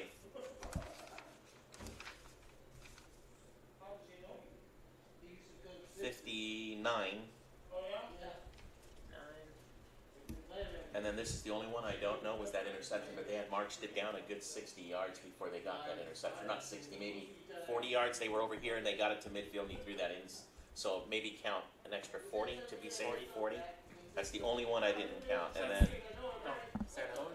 And then from the 27, and then they had to punt. So they started at the 27 and he punted it at the, was he at the 50 when he punted it? 40, 45? Yeah, something like that. Like so the line of scrimmage is right that's around. 23 by 28. 28. Yeah, so that's it. So that's, using anymore? oh, yeah, I got paper. How much do you need? Like a lot? I have like line paper. Maybe like 3 pages? Yeah. Is it okay if it's lined like this? Yeah, it doesn't matter. You gotta make a makeshift, like, clear thing. Oh. You don't happen to have that plate? My favorite part was just competing and meeting new people. You know, I'm always with my team, like practicing in high school, so it was good to come out and meet new people and play against them and get and meet some college coaches. So, And the dribbling with the Sacramento Kings coach, that was really fun. Meeting new people, making new friends. The games, I love playing games. Yeah. Just to be able to practice on my moves. My favorite part of camp is meeting new people. I've made a lot of friends so far. It's a real great experience here. Bit too powerful. 1 second, has another shot, puts it up to end the game. Nails the three. The crowd Here is goes Shiner wild. for three. Yes, look at this. Everyone coming over to congratulate. Literally, ball in the air as the buzzer went off. Do you have the Beautiful chills? I have the finish. chills. I definitely look got at that. the I got the chills. goosebumps. I really did too. This broadcast of Merced College football is brought to you by Merced College, Dignity Health, Golden Valley Health Centers, and the NCSTV Summer Basketball Camp.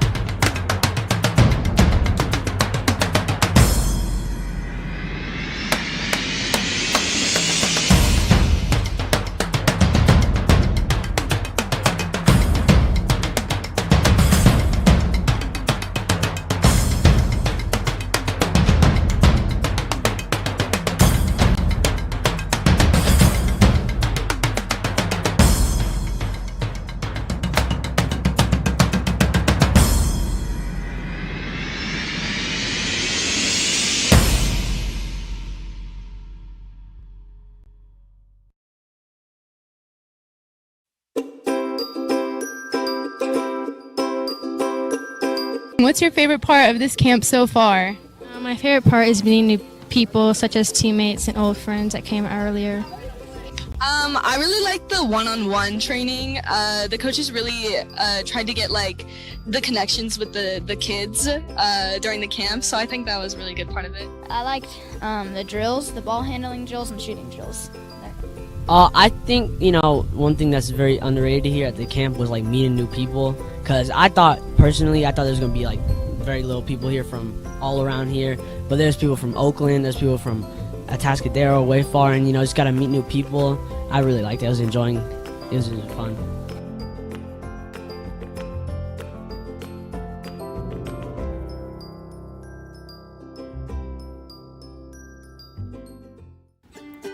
This broadcast of Merced College football is brought to you by Merced College, Dignity Health, Golden Valley Health Centers, and the NCSTV Summer Basketball Camp.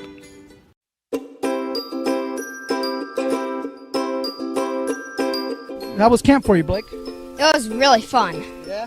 What was your favorite part of NorCal Sports TV's summer basketball camp? The atmosphere. just being out here, feeling close to nature. Like, I woke up in the morning from getting my award for the 6 a.m. practices. I woke up in the morning, I saw 3 deer just pass by. I got a video. It was really cool. And I love the atmosphere. I love the coaches. I love everybody here. Everybody's here to get better. Everybody's here to have fun. And, you know, I like the competitiveness as well. So.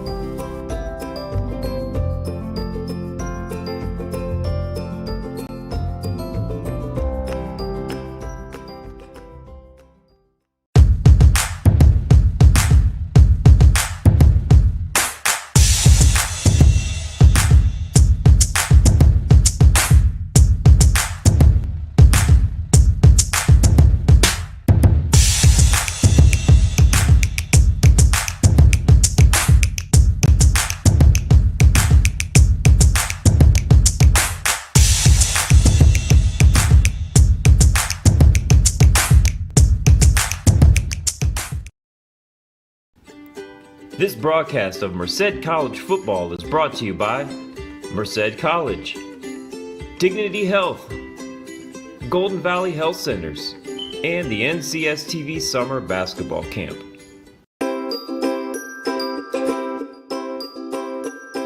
My favorite part was just competing and meeting new people. You know, I'm always with my team, like practicing in high school, so it was good to come out and meet new people and play against them and get and meet some college coaches. And the dribbling with the Sacramento Kings coach, that was really fun. Meeting new people, making new friends. The games, I love playing games, yeah. Just to be able to practice on my moves. My favorite part of camp is meeting new people. I've made a lot of friends so far. It's a real great experience here.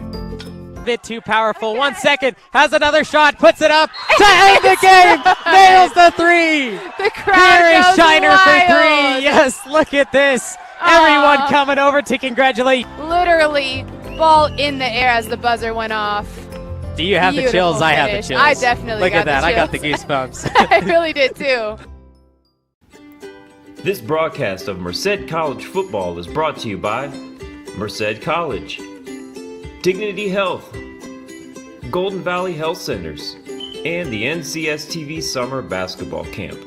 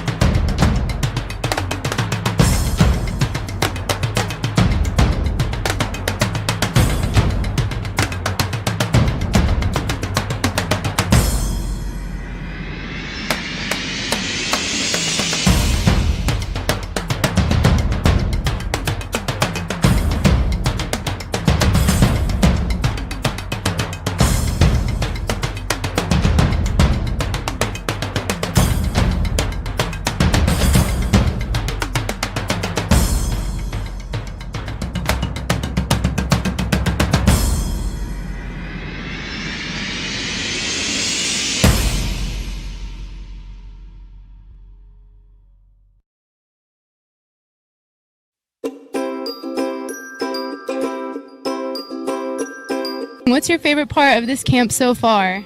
My favorite part is meeting new people, such as teammates and old friends that came earlier. I really like the one-on-one training. The coaches really tried to get the connections with the kids during the camp, so I think that was a really good part of it. I liked the drills, the ball handling drills, and shooting drills. I think, one thing that's very underrated here at the camp was meeting new people, because I thought there was going to be very little people here from all around here, but there's people from Oakland, there's people from Atascadero, way far, and just got to meet new people. I really liked it. I was enjoying it. It was really fun.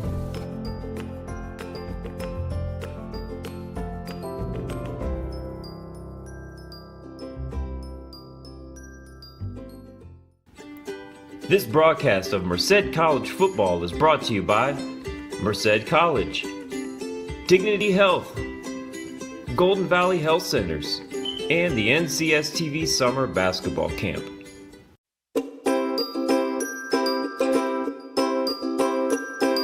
How was camp for you, Blake? It was really fun. Yeah.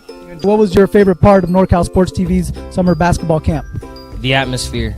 Just being out here, feeling close to nature. I woke up in the morning from getting my award for the 6 a.m. practices. I woke up in the morning, I saw 3 deer just pass by. I got a video. It was really cool.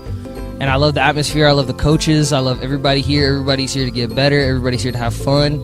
And, you know, I like the competitiveness as well. So.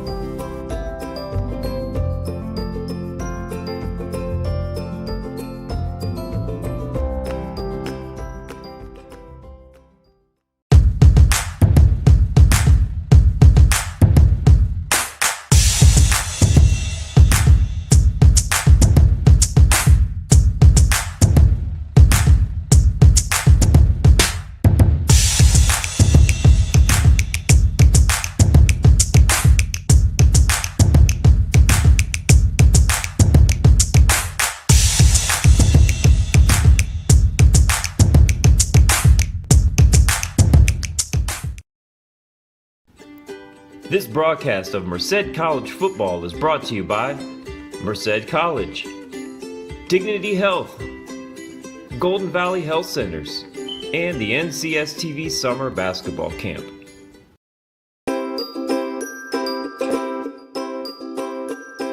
My favorite part was just competing and meeting new people. You know, I'm always with my team, like practicing in high school, so it was good to come out and meet new people and play against them and get and meet some college coaches.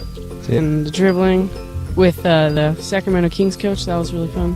Meeting new people, making new friends. The games, I love playing games, yeah. Just to be able to practice on my moves. My favorite part of camp is meeting new people. I've made a lot of friends so far. It's a real great experience here. A bit too powerful. 1 second, has another shot, puts it up to end the game. Nails the three. The crowd Here is goes Shiner wild. for three. Yes, look at this. Everyone coming over to congratulate. Literally, ball in the air as the buzzer went off. Do you have the chills? I have the finish. chills. I definitely look got at that. the I got the chills. goosebumps. I really did too.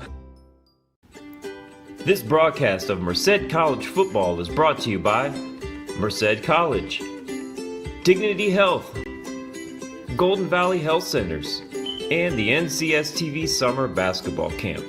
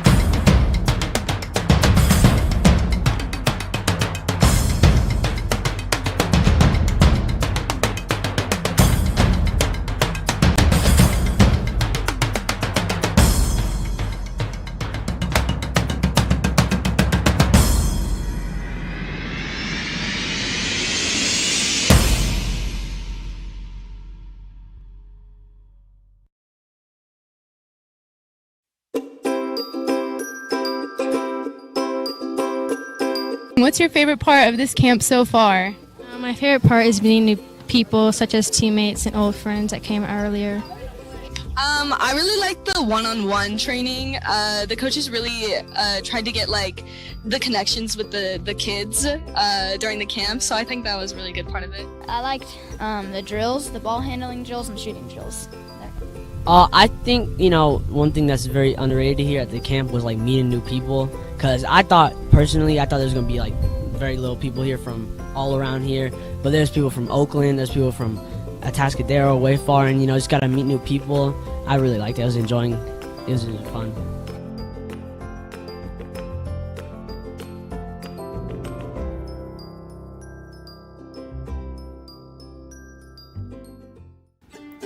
This broadcast of Merced College football is brought to you by Merced College, Dignity Health, Golden Valley Health Centers, and the NCSTV Summer Basketball Camp.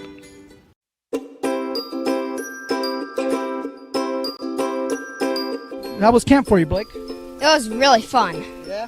What was your favorite part of NorCal Sports TV's summer basketball camp? The atmosphere.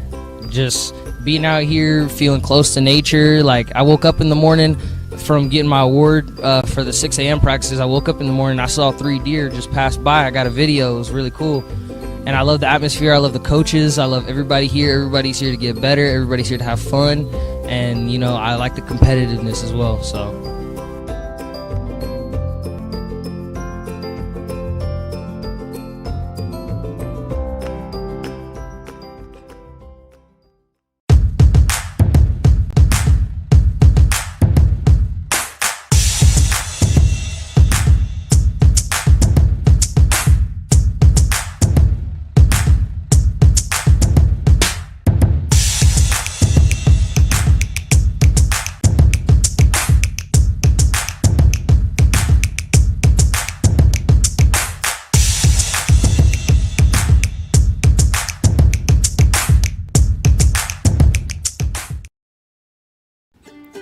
This broadcast of Merced College football is brought to you by Merced College, Dignity Health, Golden Valley Health Centers, and the NCSTV Summer Basketball Camp.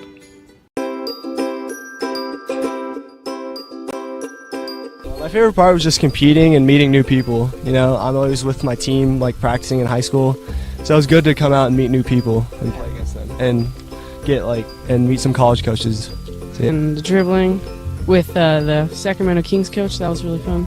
Meeting new people, making new friends. The games, I love playing games, yeah. Just to be able to practice on my moves. My favorite part of camp is meeting new people. I've made a lot of friends so far. It's a real great experience here. Bit too powerful. 1 second, has another shot, puts it up to end the game. Nails the 3. The crowd Here is goes Shiner wild. for 3. Yes, look at this. Everyone coming over to congratulate. Literally, ball in the air as the buzzer went off. Do you have the chills? I have the chills. I definitely look got at that. the I got the chills. goosebumps. I really did too. This broadcast of Merced College football is brought to you by Merced College, Dignity Health, Golden Valley Health Centers, and the NCSTV Summer Basketball Camp.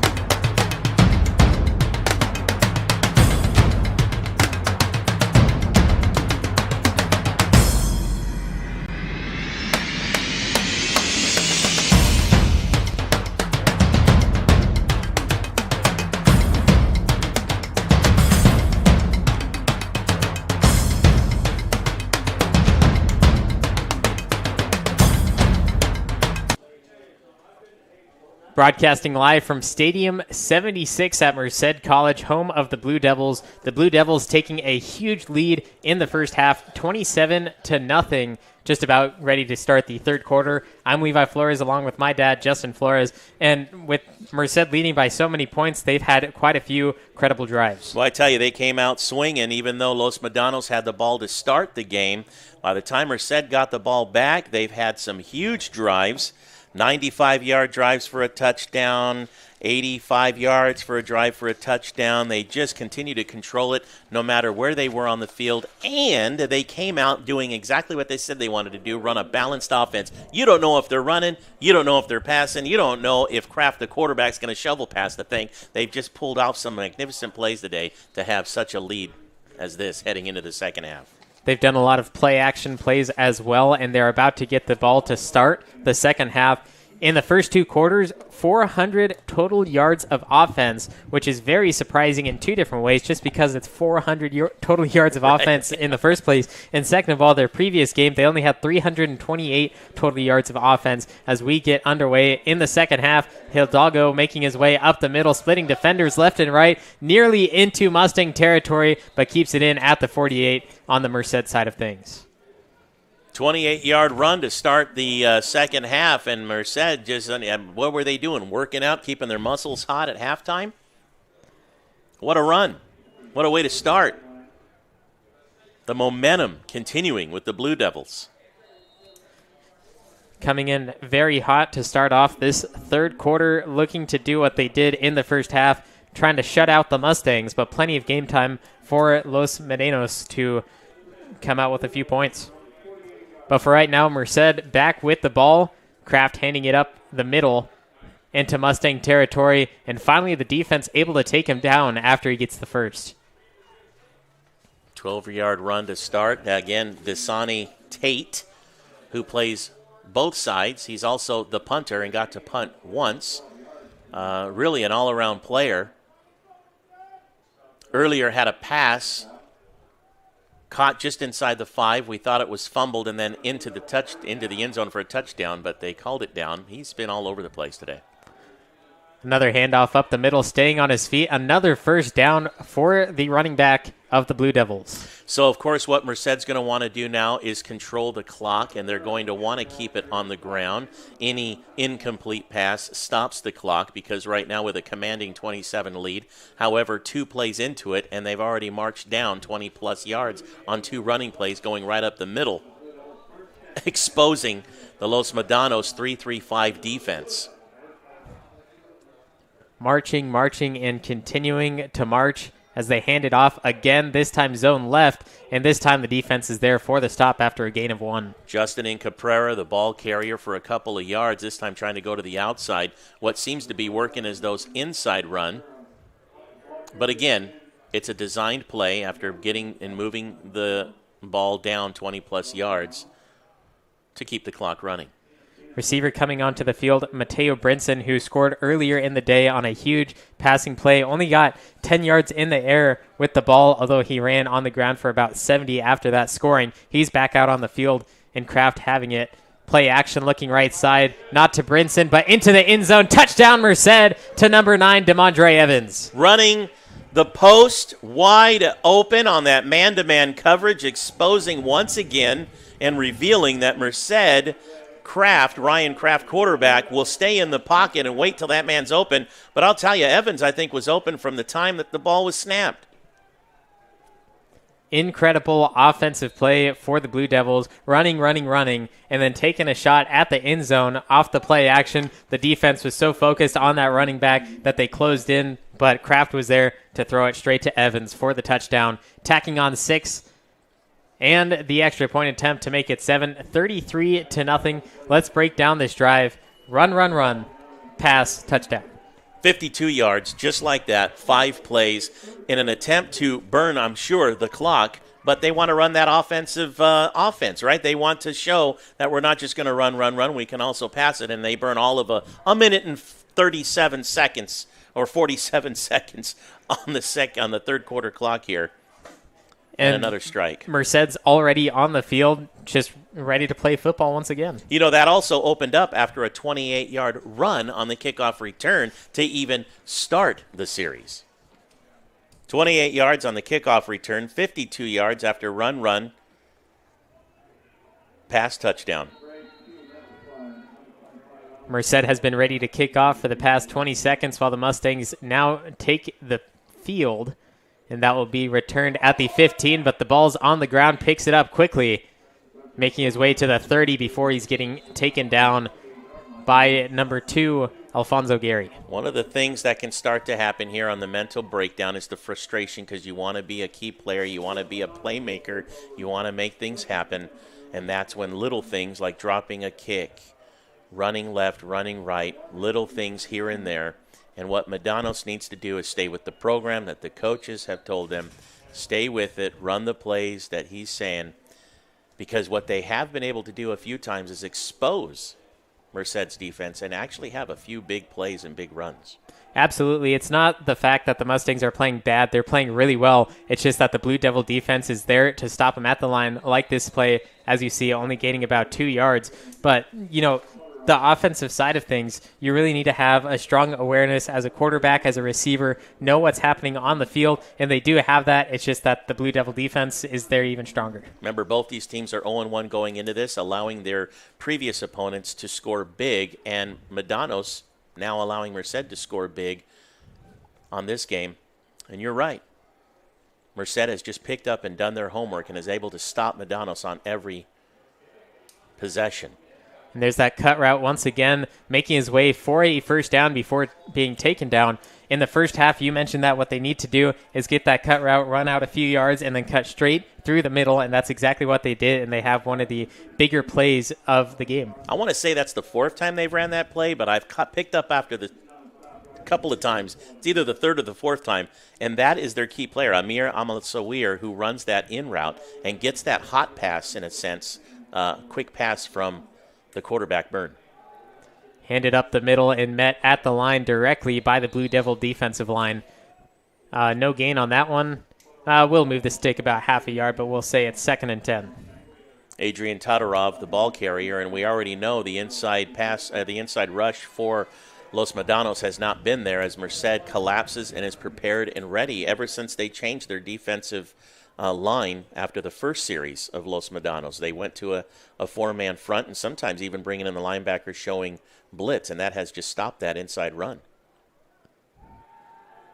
Byrne throws right side in the hands of the receiver. First down for the Mustangs. Nice as they are strike. now in Merced territory. Yeah, another nice pass, quick, right about his range, anywhere between 10 and 15 yards. He can throw it like a soap on a rope, and here they are now moving the chains quick. They're not a fast rush. They're not a fast team getting to the line, but they don't have that huddle. In the pistol, one receiver to both sides. Play action, bootleg to the right. Pass caught for a gain of a few and ran for an extra as well. That was number 22, Josiah Barnett, the 6'3" tight end. Picking up a decent amount of yards on first down. 8 yards on first down. Now, of course, what they want to do is try to run a balanced offense, and so they'll go to a run play, and that's the minute Merced picks that up, it stops them cold. I have a feeling here we're going to see an inside run, possibly a fullback at number 46 there. 2nd and 2. Looking to throw left side. Once again, that cut route caught for the first down. Struggling to be taken down. Finally down at the 30, and that was Casita, number 11, for the Mustangs. And, of course, that's why I don't coach football. I just watch it. Pass, Sometimes it works, sometimes it doesn't. But for the Mustangs on this one, they get the first down off that passing play. The pass play, the passing is working for them. The short pass. In that same formation, once again, he has that running back to the left side, then the tailback behind him, and then two receivers makes for plenty of options for that Mustang offense as they look to throw again. Right side, defense not looking as the ball goes up and over the head, but incapturable, so no pass interference will be called. Yeah, unfortunate for Los Medanos that time, but this time, of course, Merced wondering if they were going to run. I don't know if you noticed, they brought 6 guys up onto the defensive line in preparation for that. Thankfully, Merced has some decent cornerbacks that can stay with the running backs of Los Medanos, and that one obviously worked in their favor. Mustangs switching up the formation now, one running back with Byrne. 2 receivers to both sides. A beautiful day for football, 92 degrees out there on the field. Luckily, we're in some air conditioning as Byrne looking to throw left side. Has the receiver, not quite there for him as it drops dead at the 5. They've practiced that one quite a bit. Byrne threw that ball before that intended receiver had ever turned out. And obviously the coaches next door are going crazy because that's a play they obviously saw on film and had prepared for. We just hadn't seen it. And my goodness, that intended receiver, Aneli Tuwani, who we were told early on was going to be one of their key makers to watch for. That's the first time we've even seen anything thrown his way. And that, of course, just outside his reach. Just couldn't quite get there. But that's about Byrne's extension of his toss. 25, 30 yards, about it. Man in motion from right to left. Incomplete once again. Intended target was Brian Cruz. And this play, when we break it down, he's lined up on the short side of the field, that far right end. He gets put in motion, and before he gets set on that left side, quarterback takes the snap, and so he gets a little head start ahead of the defense, which is a beautiful play, although he really needs to take that catch and run up the field. Very unfortunate that he could not hold on to that because he had some room to run, get the first down, and keep it going. Instead, it's now 4th down for Los Medanos. Trying to get the hard count. 4th and 10 from the 30. Byrne looking at the play from the coach. They've gone 49 yards on 8 plays here. Byrne in some trouble, rolling right. Can't get rid of it, pushed out of bounds, and that will turn the ball over at the 36, taking it back to the Blue Devils, excuse me. Offensive line for Los Medanos really getting away with some holding calls there, because the minute Byrne is flushed out of that pocket and running, the first thing the defensive do is chase after him. Those offensive line, if they don't see it, their arms are stretched. And I saw 2 or 3 different holds out there, but they got away with it, and that's okay in Merced's favor. Merced ball.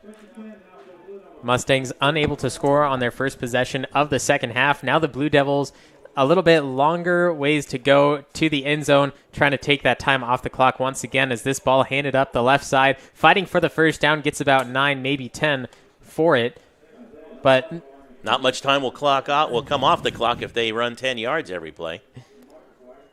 Clock continues to tick down at 9.5 minutes in the third quarter, up 34-0. Great game for Merced today. They're having a lot of fun. As you mentioned, it's only 92 degrees. The sun is shining. The air is clear. The quality is great. There's even a little breeze. It's a wonderful afternoon for football. Kraft throwing deep down the field in the hands of the receiver, caught at the 25. Merced all the way down, a huge play for them as the defense was quick on the backs. Ezra Morales, and a huge pickup for the Merced Blue Devils. And again, Kraft staying in there, making sure he's been looking for that, right? A few times we've seen the intended receiver on those long passes, and this time connecting big. I thought that ball was overthrown, but Morales just able to get his fingertips on it enough to bring it down into his chest, making a huge gain for the Blue Devils. Clock still ticking down, a minute in total over the previous 2 plays. And now the Blue Devils in an odd position as they hand it up the middle and hit immediately. Mustangs do not want them to get even close to the end zone. That was a 40-yard strike on that last pass play.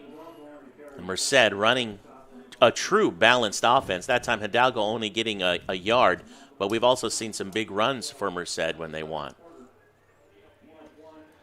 Brinson and Malari coming off the field, 2 big receivers for the Blue Devils. I would assume with those 2 coming off that they'd, try to punch it up the middle, but you're never quite sure with this Blue Devil offense because we've seen so many different plays and so many different opportunities that they've taken and scored and made huge plays on as they're struggling now, looking at the coach on the sideline, figuring out what to do. They're watching the defense all of a sudden come in on a man-to-man, trying to make some adjustments.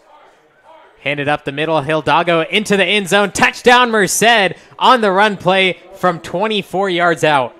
66 yards on 4 plays for the strike. What Merced did and what Coach Jeremy Hurtado, the O-line coach for Merced, saw on the 3-3-5 defense of Los Medanos was an all of a sudden man-to-man. They adjusted their line. They took their time and said, hey, let's try this way. They exposed that 3-3-5 defense and blasted right up the middle, which is what Medanos has been stopping Merced the entire time.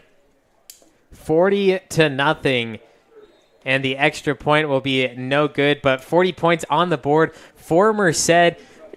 2 possessions in the second half, scoring on both of them just like they started in the first half. Pass, run, score. 40-0, 7 minutes, 39 seconds left on NorCal Sports TV. This broadcast of Merced College football is brought to you by Merced College, Dignity Health, Golden Valley Health Centers, and the NCSTV Summer Basketball Camp.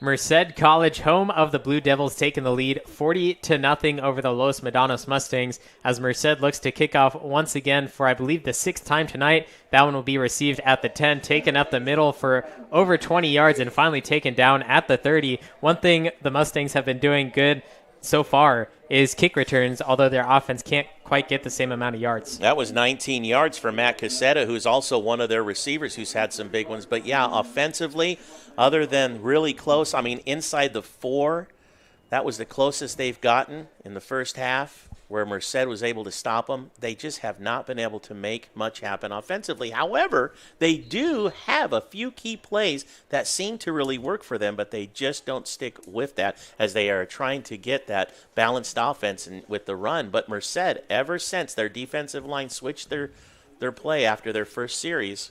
Merced has just been able to stop them every time. Byrne takes a seat on the sideline as Tragle back in the game for the Mustangs as a quarterback draw up the middle results in a 3-yard gain. And we've seen them switch back and forth trying to make something happen. The quarterbacks, that is, for Los Medanos. It also looks like a few different receivers on the field for the Mustangs. One person I haven't seen so far is Thomas Houston, the wide receiver, who is the near edge of the field, number 9. 6'3", 185. From Oakley, California, Freedom High School. Looking his way, huh? Just out of the reach. Maybe looking for a pass interference call, but no call will be given. Houston, his first target of the night. It looked like Gary was holding him just a little bit, but, it's up to the referee's discretion. They know they're seeing it down there, but I'm really impressed, Levi. You called that on it. You said, we haven't seen this guy out there, and then there they were looking right for him. And Los Medanos they have their moments, but just have not been able to capitalize on anything solid to get further downfield other than that one series where they actually nearly had it in the end zone. 3rd and 6, man in motion left to right. There's that play once again. Tragle looking right side, in some trouble. Defense hitting him, staying on his feet, fighting for it. One man against 4 Blue Devils, fighting for 3 yards, but finally being taken down for 4th and 4. We mentioned he's 6'1", 220 pounds. He's a sophomore. He's been in the game for quite some time, and you're going to have to really wrap up a man and get his legs to stop if you want to slow that guy down. I'm sorry he didn't get the first down, but, man, did he run strong and hard for that. Built like a middle linebacker when you see him on the field.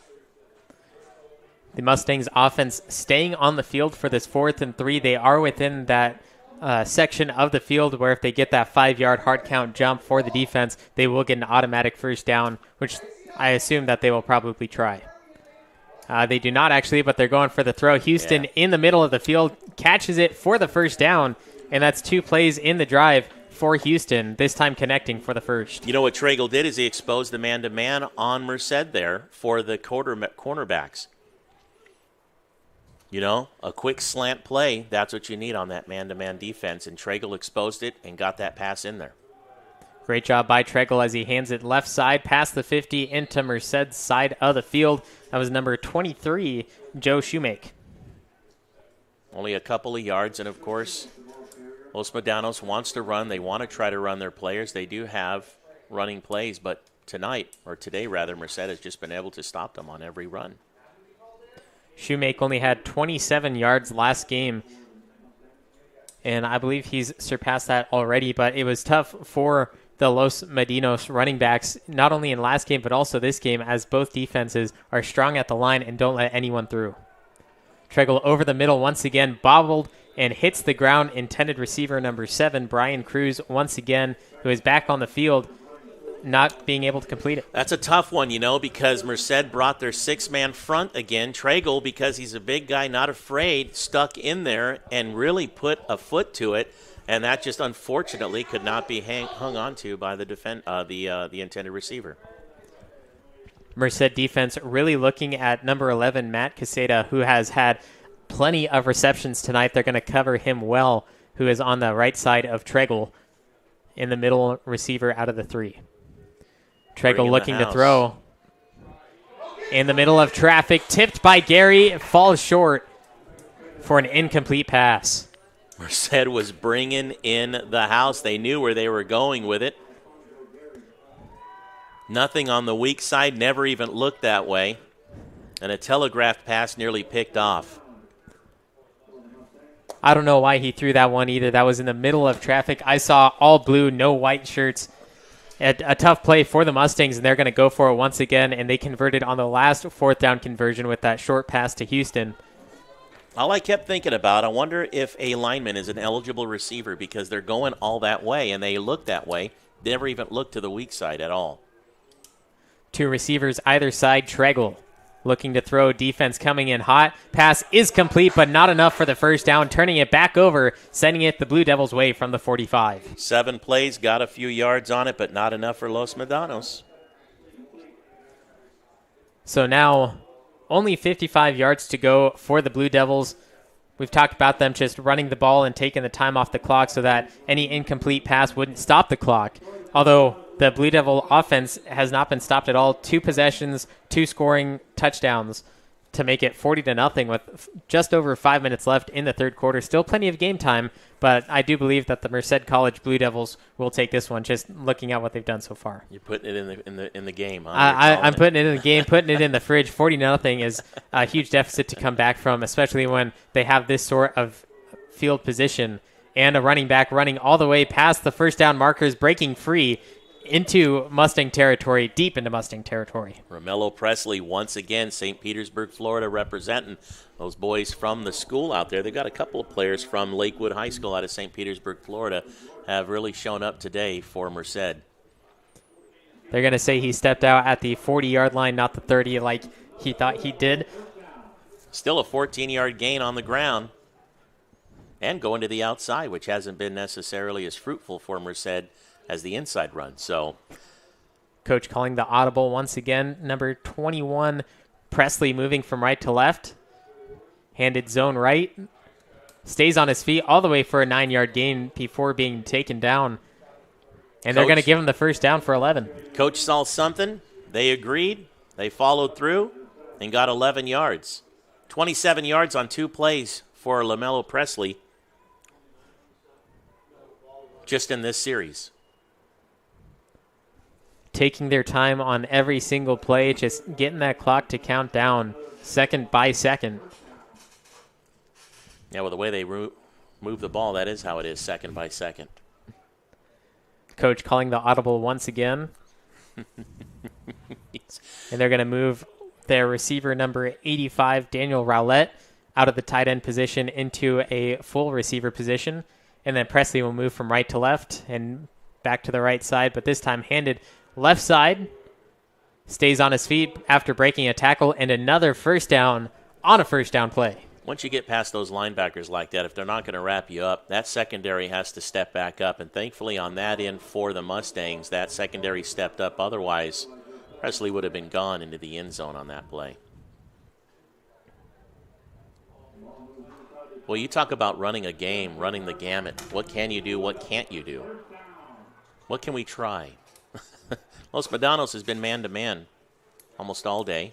I'm not even sure they even ran any kind of a zone defense whatsoever. But they run that 3-3-5, which is usually quite successful.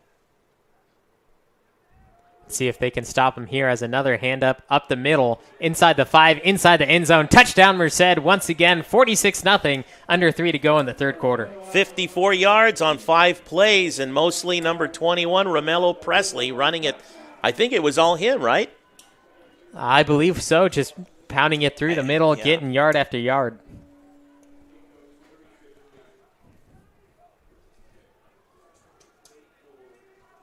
And David Presley, number 30, the kicker, has been warming up on the sideline the entire time, just waiting for his chance at these extra points. I believe he has missed 2 so far in the game. And connects on this one to make it 47-0. 2:42 remains in the third quarter.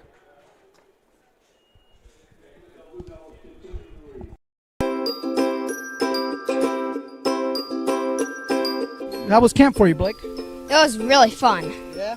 What was your favorite part of NorCal Sports TV's summer basketball camp? The atmosphere. Just being out here, feeling close to nature. Like, I woke up in the morning from getting my award for the 6 a.m. practices. I woke up in the morning, I saw 3 deer just pass by. I got a video. It was really cool. And I love the atmosphere. I love the coaches. I love everybody here. Everybody's here to get better. Everybody's here to have fun. And, you know, I like the competitiveness as well. So. Merced College, home of the Blue Devils for Merced College football, up 47-0 over the visiting Los Medanos Mustangs. It has been all Merced here this afternoon, and we're only in the third quarter. Launching the kick down to the 12-yard line. The kick return will head straight up the middle, moving through the Blue Devils down to the 40. Once again, the Mustangs really good on those kick returns, although can't do it on the offensive side. Those kick returns every single time. Just kick returns alone. That one was for 28 yards. Taking it from the 12 to the 40, and now we'll see what the Mustangs can do. Are they just mentally out of it? Do they have enough in the tank to move it? With Merced's momentum and their adjustment on defense after the very first series of Los Medanos, Merced has been able to pick up and sniff out just about everything they've thrown at them. And Jack Byrne is back out on the field for the Mustangs. We've seen this switching back and forth, almost every possession, but not quite every single one, as that pass throwing in some trouble to number 11, Matt Caseta. But when he saw that pass coming, there was plenty of defenders rushing in to stop him. I wonder if he didn't just hold up a second seeing the defenders coming, but usually those slant plays are the bread and butter for Jake Burning Company there, Los Medanos, that we've seen today anyway. Quick slant because he has that arm that can get that pass to him. Surprised that one. And the Blue Devil defense finally sniffed it out and has been able to stop him as this run off the right side finally taken down after a gain of 7. Joe Shoemake. Nice run. They haven't had very much success on the ground today, but that's a good one, 7 yards.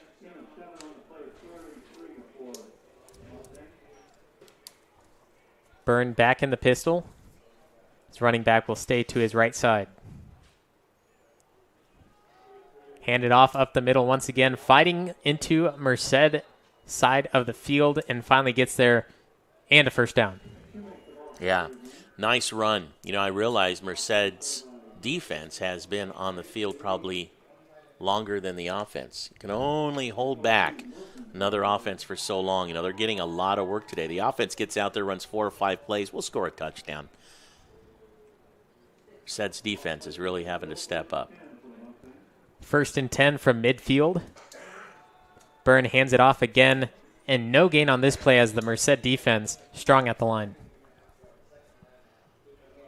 That inside run game has not been there for them. That's number 13 once again, Adrian Todorov. Looks like they get a little bit of success every now and again when it looks like they're going inside, but then they run outside. It throws off the defense. The line can't get there. Middle linebackers haven't, by the time they sniff it out. But, boy, if they just try to run smash mouth right up the middle, Merced's waiting for them. Few substitutions on the Mustangs. Most likely looking to throw 2 receivers to either side.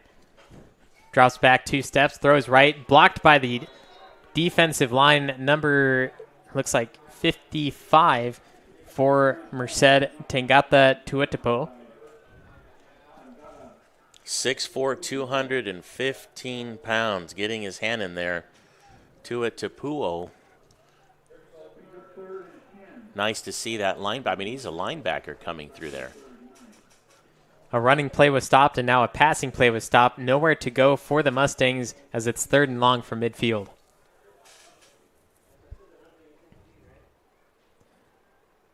Deep in the gun. Low snap on the ground. Byrne picks it up. Defense flying in hot. Throws the pass over the middle. Caught at the 50. Making his way almost down for the first down. It's going to be a close one. Way to make something out of nothing. You know, we've seen a lot of low snaps to Byrne today. That's the first one that's gotten through past him.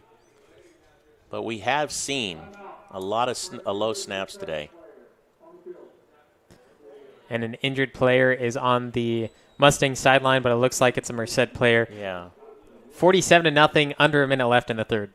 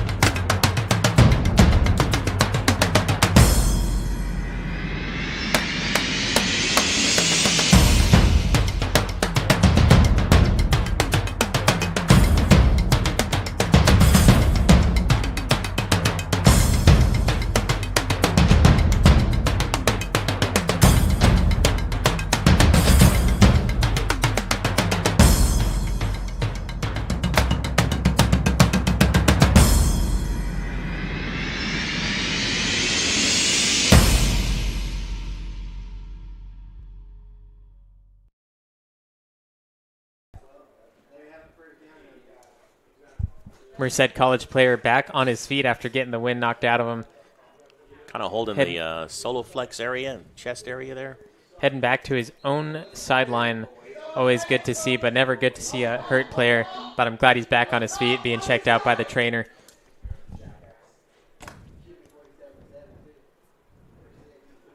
Mustangs 1st and 10 from the 40. Deep pass left side. Defense is there, in and out of the hands of Alfonso Gary, who is the defender cornerback for Merced. And you can actually see his shoulder pad coming out of his jersey, talking to the ref about possibly an offensive pass interference. You know, they've tried to throw to Thomas Houston before like that, and it has been Alfonso Gary on the defense. So great, even man-on-man, one-on-one defense for Merced today. And Houston not in the game, but number 11, Casita, who is also one of their main receivers, will be guarded by Alfonso Gary once again. Playing up close, man-to-man here. Byrne in trouble. Short pass over the middle. Gets it over the defensive line. Making his way left side for the first down. Finally taken out, but flags on the field. Maybe a block in the back. That's going to be against Alfonso Gary, who came running back up from his cornerback position against his player to try to get that tackle. And the flag is going to be officially placed at the 27-yard line.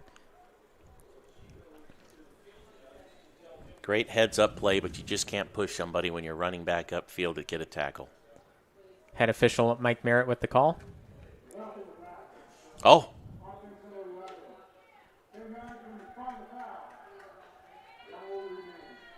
Wow.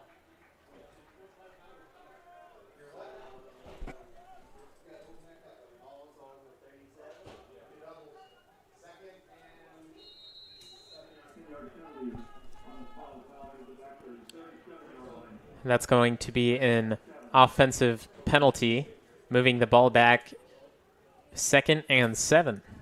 They called that against number 11, Matt Caseta. 3 receivers right side, Byrne looking left, making the move himself as the third quarter comes to an end, and he's taken down for no gain to make it 3rd and about 7, but the field will switch sides. Mustangs going left to right after the break on NorCal Sports TV.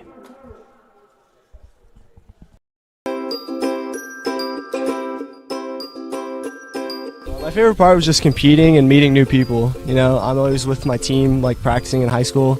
So it was good to come out and meet new people and play against them and and meet some college coaches. And the dribbling with the Sacramento Kings coach, that was really fun. Meeting new people, making new friends. The games, I love playing games, yeah. Just to be able to practice on my moves. My favorite part of camp is meeting new people. I've made a lot of friends so far. It's a real great experience here. Bit too powerful. 1 second. Has another shot. Puts it up to end the game. Nails the 3. The crowd Here is goes Shiner wild. for 3. Yes, look at this. Everyone coming over to congratulate. Literally, ball in the air as the buzzer went off. Do you have the chills? Beautiful I have the finish. chills. I definitely look got at that. the I got the chills. goosebumps. I really did too.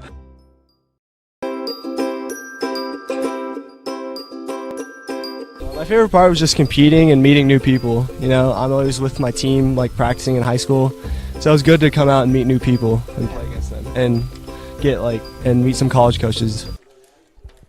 Mustangs ball for 3rd and long after a confusing play on the opposite side. It was a block in the back for the offense as they had the player running up the field, which ultimately led to a replay of the down on 2nd down and no gain on the run. So it's going to be 3rd and 7 for the Mustangs, going from left to right now as we did start the 4th quarter. Short pass left side, splitting the defenders for the first down, and the Merced College coaches are not happy.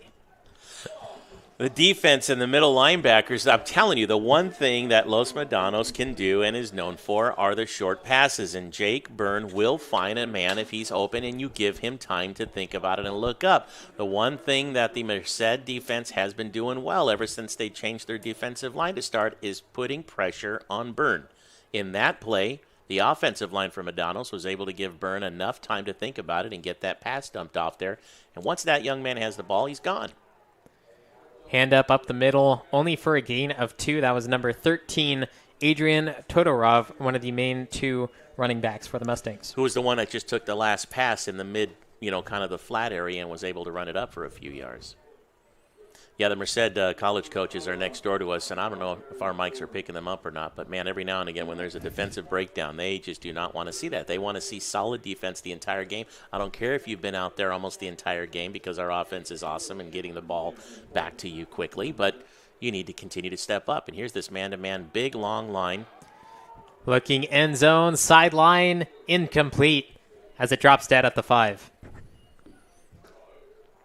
And this is the time that if Medanos is going to continue to start to throw there, then the cornerbacks are going to have to watch their hands when the ball's in the air. Either turn and look or put your hands straight up, but don't touch the offensive player. A timeout called for an injured player with 13:50 remaining in the 4th as Merced is up big.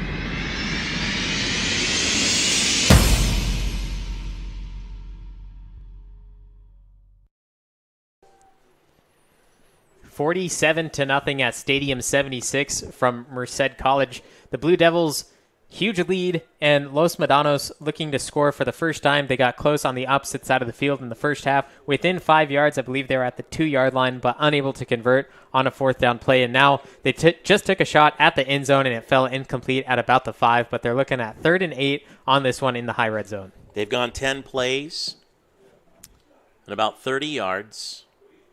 And player suffering some cramps down on the field for Los Medanos, which is pretty common to early on in the season. It is low humidity, warmer temps, 92 degrees here in Merced, and got to keep your hydration levels up.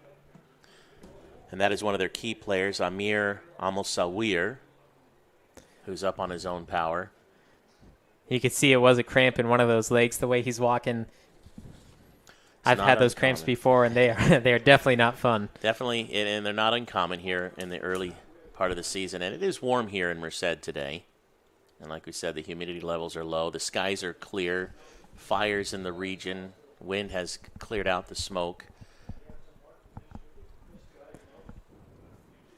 Los Medanos trying to make something happen here late in the game. Merced's defense sees something as they try to close in quick on the pocket. Takes a shot at the end zone. In and out of the hands of the Mustang on that deep left side, and he's staying on the ground. Incredible defense, getting his hand in the intended receiver, Amari Padilla. And I'm sorry to see Brian Cruz down for Los Medanos after that play.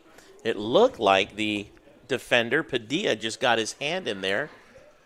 Maybe he fell awkwardly on his arm or shoulder, maybe. We'll see a replay of this one. Deep in that left corner. Take a hard hit to the ground. And all the medical staff is over there as of right now. The clock is stopped at 13 minutes, 44 seconds with the Blue Devils up 47-0. We'll cut away until he's back on his own power. What's your favorite part of this camp so far? My favorite part is meeting new people, such as teammates and old friends that came earlier.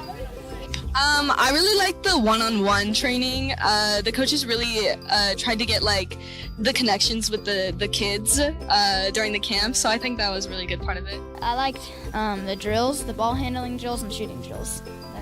I think, one thing that's very underrated here at the camp was like meeting new people, because I thought there's going to be like very little people here from all around here, but there's people from Oakland, there's people from Atascadero, way far, and just got to meet new people. I really liked it. I was enjoying it. It was fun.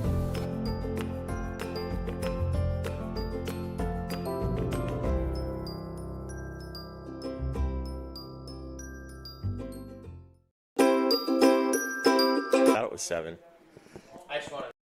This broadcast of Merced College football is brought to you by Merced College, Dignity Health, Golden Valley Health Centers, and the NCSTV Summer Basketball Camp.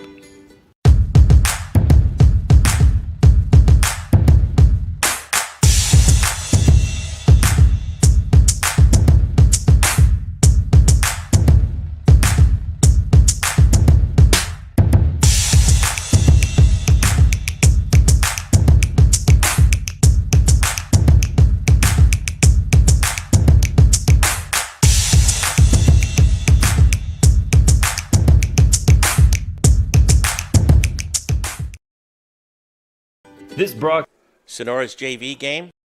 This broadcast of Merced College football is brought to you by Merced College, Dignity Health, Golden Valley Health Centers, and the NCSTV Summer Basketball Camp.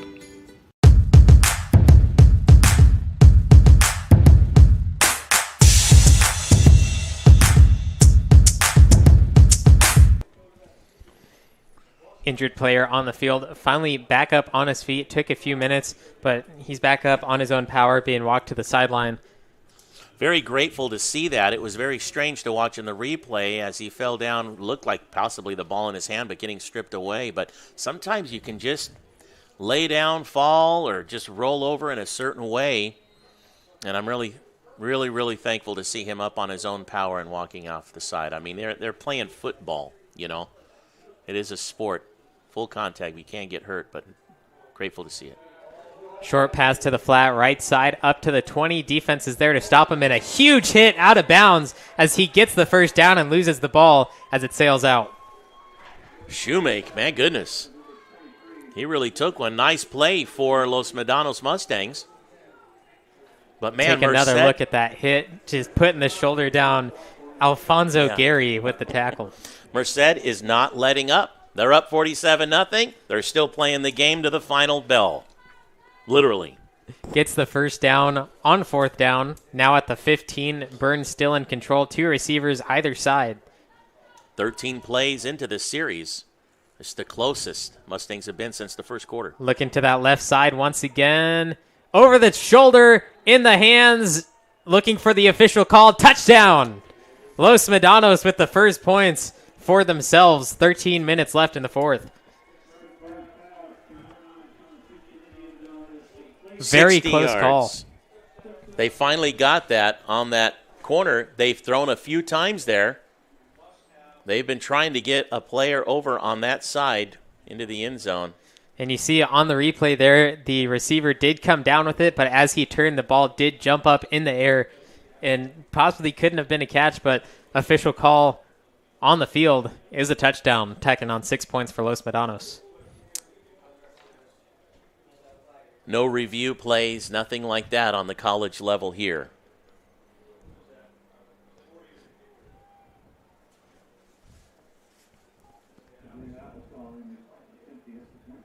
And the extra point high up through the posts to make it 47-7, 40-point lead for Merced with 13 minutes left in the 4th.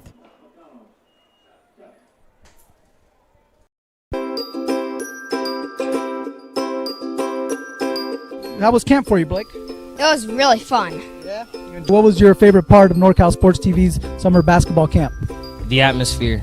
Just being out here, feeling close to nature. Like, I woke up in the morning from getting my award for the 6 a.m. practices. I woke up in the morning, I saw 3 deer just pass by. I got a video. It was really cool.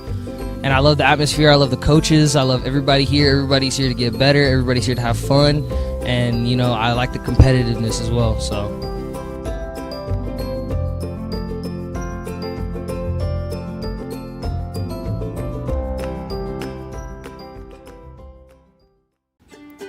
This broadcast of Merced College football is brought to you by Merced College, Dignity Health, Golden Valley. Los Medanos getting onto the scoreboard as they are now down 47-7 at Merced College. The Blue Devils looking to get the ball back and put even more points on the board. They haven't been quitting at all in this game. That took 14 plays. They went 60 yards to score the touchdown. Of course, that all started on a 28-yard run kickback return. This one caught at the 12. Into the middle, nearly tripped up, and finally taken down at the 26. That was Ezra Morales on the kick return. Merced's defense needs a little rest, so the offense here is going to have to try to hold on to it for a little bit because that was a huge series, and Merced's defense being out that long really needs to take some time. The entire Merced's defense is sitting under the tents, catching their breath after that last series for Los Medanos. This is the point in the game with Merced being up by so many points that, they could take different types of shots, and they actually put in their secondary quarterback, number 11, Jacob Betancourt, instead as they hand it off right side. He's breaking away past the 35, tries to stiff arm as he's taken out of bounds past the 40. Nice to see some other players getting in there. That's Gemini Lopez for Merced picking up that nice big run for the Blue Devils. It's nice when you get the other players an opportunity to get their snaps, of course. Ryan Kraft on the sideline. It looks like he has some of his equipment just laying there, resting on the sideline. He's done an amazing job for Merced, taking every single snap until now. And a difficult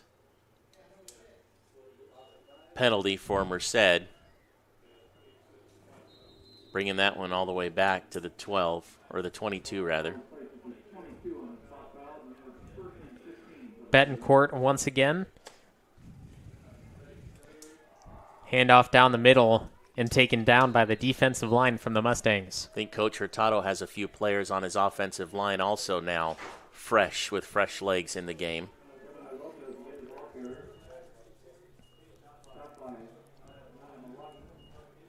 Second and 15. Two receivers to either side. We may see Betancourt's arm now. So he has the running back to his left side, tries the hard count. Now the coach giving him another play.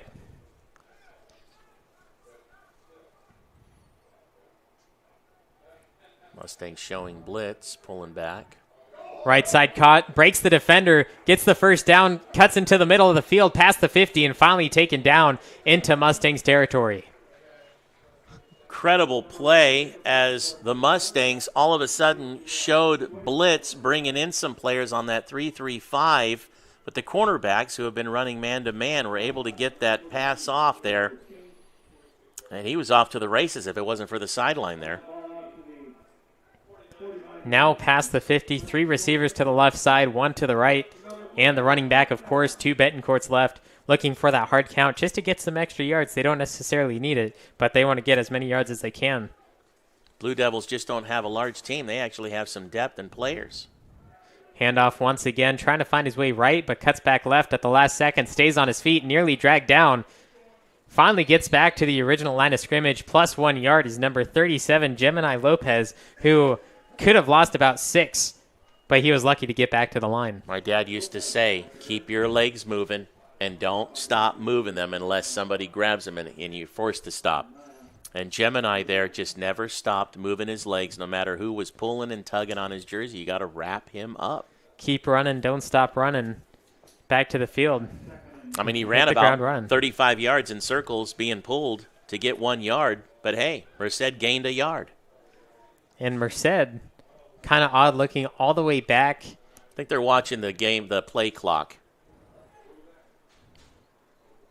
And they will let it run down. 5 seconds on the play clock. Hand up, zone right side. Finally taken down after another first down. I mean, who does Merced not have? I mean, let's throw the water boy out there and see if he's been watching the plays and can run. I mean, who's Gemini Lopez? He comes in, and now after just a few in this series, he's racked up almost 40 yards in this 7-play series so far that they started at the 22. Gemini Lopez coming from LeGrand High School in LeGrand, of course. He's a freshman weighing in at 178, 5'10". Merced has quite a few bigger running backs, 5'10", 5'8", and even 6 feet tall Ezra Morales, who we've seen a lot of as well. Once again, Lopez right side for 4 yards this time, one of the shorter carries he's had. 47 yards they've rushed it upfield, and it's been Gemini, other than the one pass that was to Raheem Choice in this series. And, yeah, they're watching the play clock, and once the play clock hits about 10 seconds, that's when they're turning, setting, and then snapping.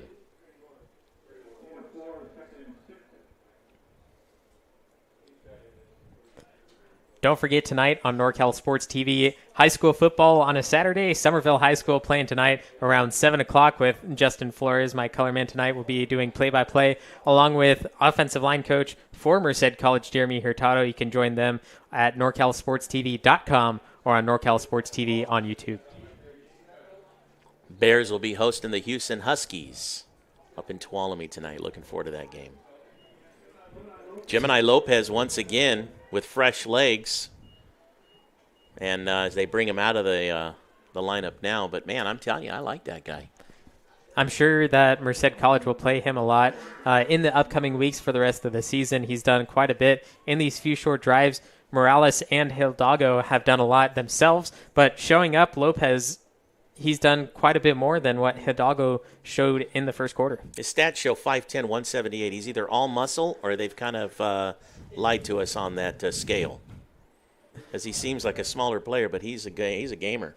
And another handoff, this time number 35, Amari Taylor, 5'11", 200 from Central Valley. And just another running back put into the game. Lopez on the sideline, and now another one, Taylor. Right now, what Merced's doing is running a little bit of smash mouth football, but they're getting 5-6 yards on the play, so they're moving the chains and a fresh set of downs and controlling the clock and watching the play clock, which is set at, 35, 40 seconds after each play. They're literally just watching that clock run down. Smash mouth football. Smash mouth, yeah, just right up the middle. Just run it. You keep running, don't stop running. This one going to the outside, of course, but Amari Taylor now coming in and after 2 plays, and he's got almost 10 yards in 2 plays. Now inside the red zone at the 20-yard line. Betancourt doing a good job of controlling the offense as well, who is a freshman out of Oristemba. A lot of Central Valley schools representing high schools here at Merced College. I love the college-level football plan, especially when you get Central Valley high school players who want to continue in their education and also continue to play the sport that they love. And Merced College been around for nearly 60 years. They started in 1962, and Coach Bob Casey now in his 17th year as head coach.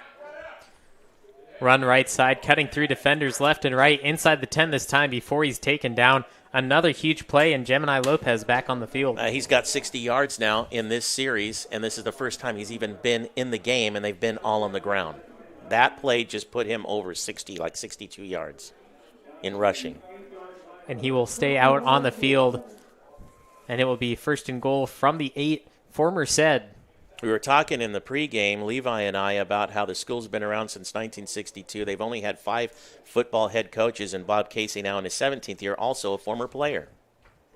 Another handoff to Lopez, making his way left side, but taken down behind the line of scrimmage. Couldn't quite get away from the defense. And Bob Casey, he actually played for Merced back in the day, and he's been here quite a bit. I know you just said this, but 17 years at Merced College, a long time, and going here, went on to Huron University, Colorado Tech, and he's had over 25 years of coaching experience in total. And obviously players want to play for him because he's got probably one of the biggest squads I have seen in college. And I don't know if he's got the biggest, but he's got one of the biggest with so many players on his team. They obviously want to come and believe in his program, and they come and play his ball. Lopez up the middle. Inside the 10 once again, taken around the 7. 5.5 minutes left in the fourth quarter. 15 plays now for Merced. This is the longest offensive drive they have had this entire game. I think they were going anywhere between 5 to 8 plays and scoring, and this one obviously intended to control the clock, control the game, get the game over with. But the players they've got out there, second, third stringers probably, are playing the same ball. And if I'm not mistaken, we've only seen Merced punt the ball once. That's true. One time tonight. And their punter is also one of their cornerbacks, who is also one of their kick returners, who's also one of their wide receivers with a team of 80-plus players. Betancourt to Lopez, left side, taken down at the line of scrimmage. And actually, they're going to give him 1 yard on it, but that will make it 4th down inside the 10. And so after 16 plays, starting from their own 22, they find themselves at the Los Medanos 7. And Betancourt will stay in the game for the Merced offense, running back to his right side. And they get the defense to jump for the first time, gets them offsides. And Merced will have it half the distance to the goal line at about the 4. And a fresh set of downs. You wonder, can we move the ball without actually physically moving the ball? Yes. Get an offside call. We've seen penalties today, but to actually draw an offsides on the long snap, you're already at the 7. Now you've got the ball at the 2, 4th down and goal, and looks like they're going to move it. Is it the 3? They must have been near the 8. It's about the 4. So. And it looks like it's going to stay 4th down, so 4th and 4 at the goal line. But, it'll be 4 minutes left in the 4th quarter. Lopez back in the running back position. Betancourt fakes the handoff play action, runs it himself up the middle into the end zone. Touchdown, Merced. Unbelievable. 17 total plays to go 78 yards. 4th and goal after a flag. And is there anything Merced cannot do today? I have no idea. The one thing that I know from the offensive side is a flea flicker. That's the only thing we haven't seen. But quarterback draws, passes, pitches out to the outside, running zone, running draws, everything like that. You're right. We cannot see anything else different besides a flea flicker. We even saw some shovel passes at one point, didn't we? Oh, absolutely. That was a big thing in the first half, as that extra point attempt will be good as well, making it 54-7 on NorCal Sports TV.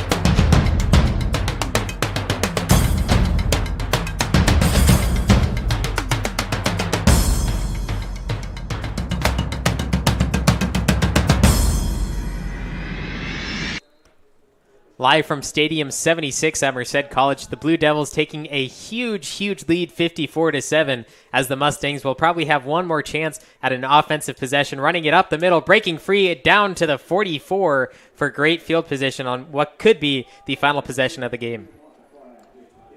Man, taking that run, again, the one thing that we can say for Los Medanos is they can run back a kick. Every single kick return has been at least 15 yards. This one from the 19 to the 43